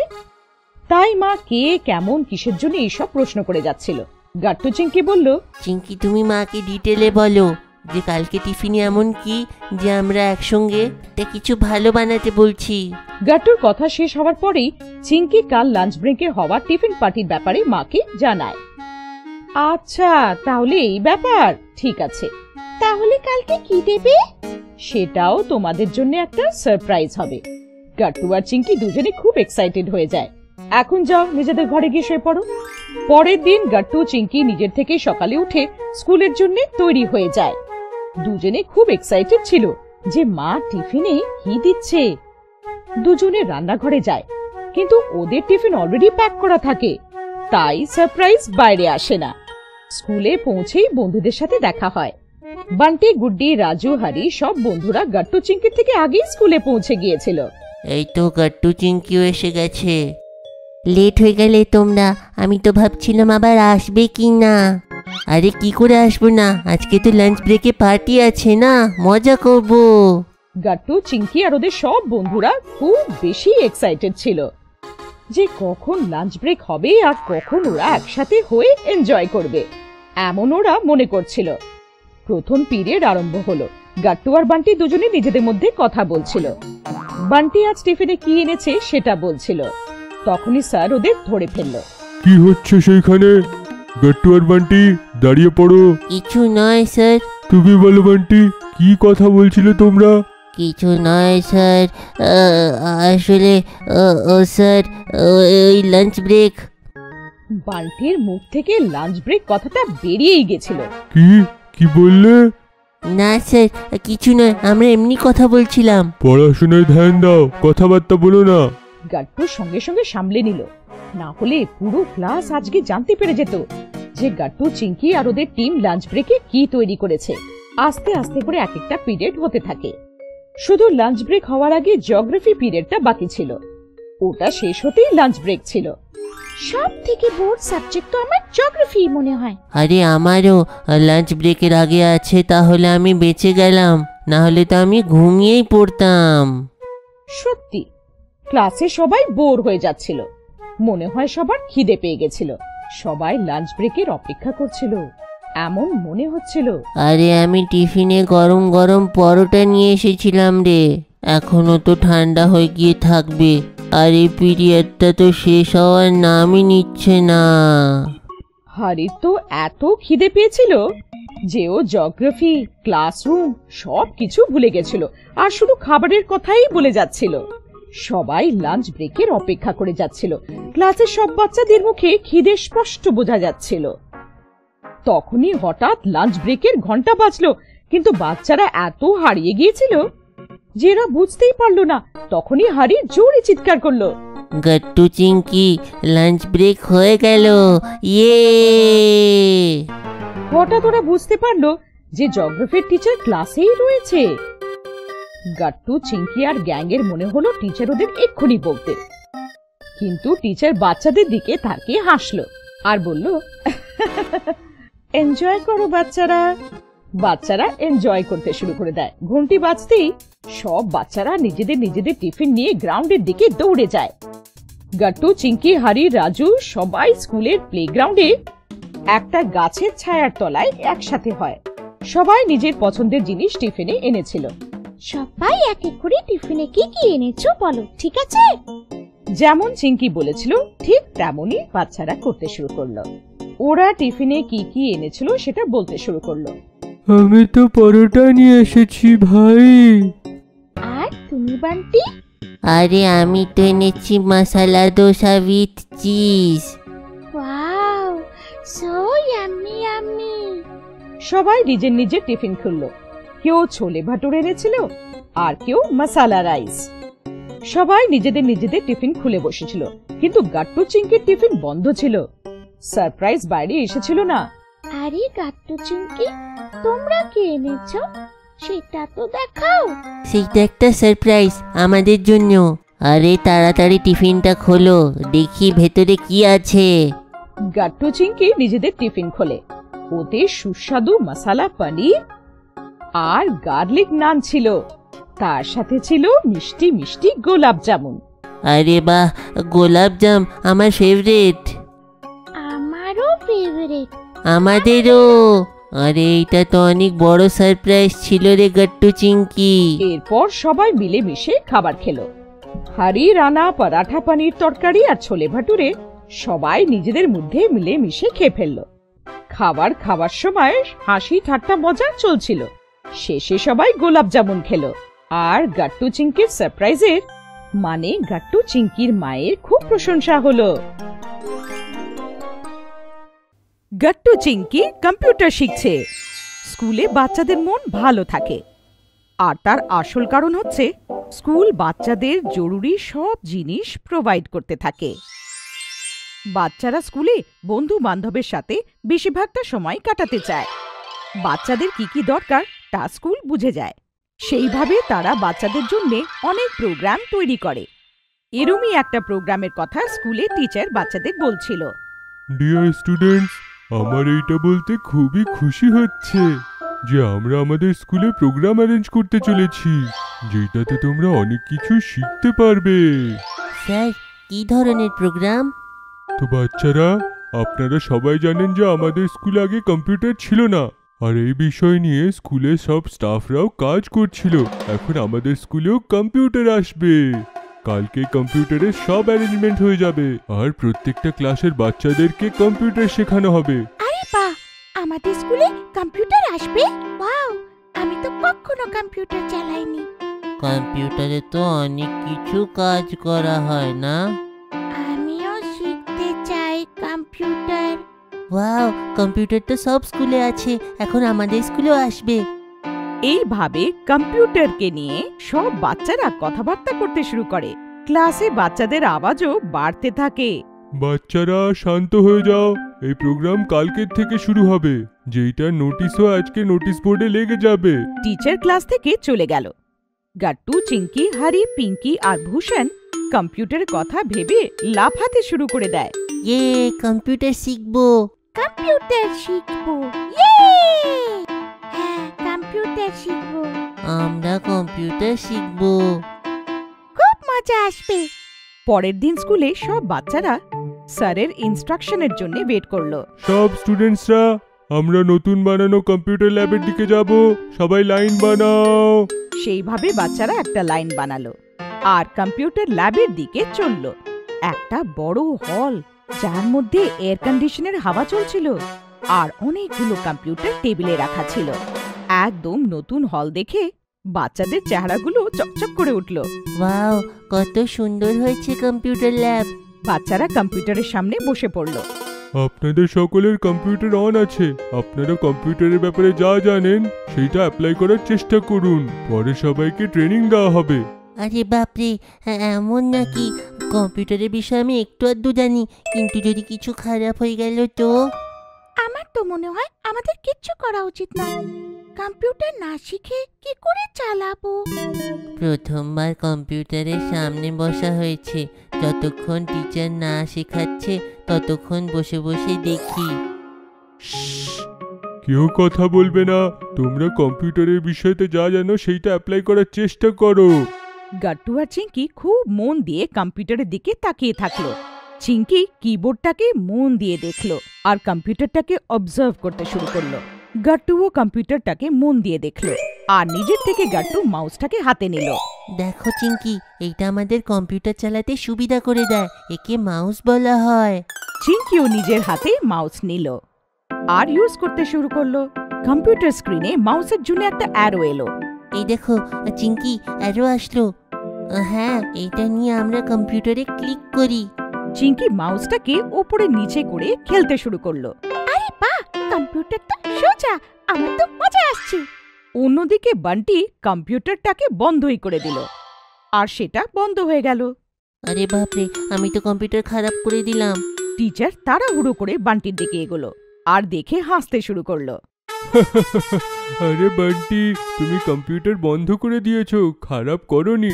কিন্তু মনে থাকে জানো, কম্পিউটার এমন করে বন্ধ করা হয় না, আগে শাটডাউন করা হয়। আর টিচার আবার থেকে বান্টিকে কম্পিউটারটা স্টার্ট করে দিল আর বান্টিকে শাটডাউন করাও শেখালো। কম্পিউটার বন্ধ হয়ে গেল আর বান্টি আরেকবার কম্পিউটার শুরু করলো। স্যার, আমরা কম্পিউটার বন্ধ করা তো শিখলাম, চালানো শেখার আছে। স্যার, গাট্টু আমাকে এই মাউসটার কথা জানালো, যার জন্য কম্পিউটার চালাতে ইজি হচ্ছে। ভেরি গুড গাট্টু, এখন আমরা কম্পিউটারের কিছু বেসিক ফাংশন শিখব। টিচার চিঙ্কির কম্পিউটারে ড্রয়িং করার জন্য পেইন্ট ওপেন করে দিল। সব বাচ্চারা নিজেদের কম্পিউটারে পেইন্ট ওপেন করবে। প্রথমবার যখন কম্পিউটার শেখানো হয় তো সবথেকে আগে মাউস চালানোর প্র্যাকটিস খুবই দরকার। হ্যাঁ স্যার, মাউস চালালেই তো কম্পিউটারে কিছু করা যাবে। রাইট, এখন সবাই আলাদা আলাদা শেপ নিয়ে একটা ড্রয়িং বানাবে। টিচার বলল, সেইভাবে মাউস দিয়ে বাচ্চারা ড্রয়িং বানানো শুরু করলো। চিঙ্কি সুন্দর একটা বাড়ি বানালো। Round shape, rectangular shape, lines. এইভাবে চিঙ্কি মাউস ইউজ করতে ওস্তাদ হয়ে গেল। খুব তাড়াতাড়ি ও মাউস হ্যান্ডেল করা শিখে গেল। দেখো গাট্টু, আমার ড্রয়িং হয়ে গেছে। তুমি কি বানালে? দেখো চিঙ্কি, এখন আমি মাউস চালাতে শিখে গেছি। আমি একটা কমপ্লিকেটেড ড্রয়িং বানিয়েছি, যেটা তুমি বুঝতে পারবে না, কিন্তু প্র্যাকটিস দারুণ হয়েছে।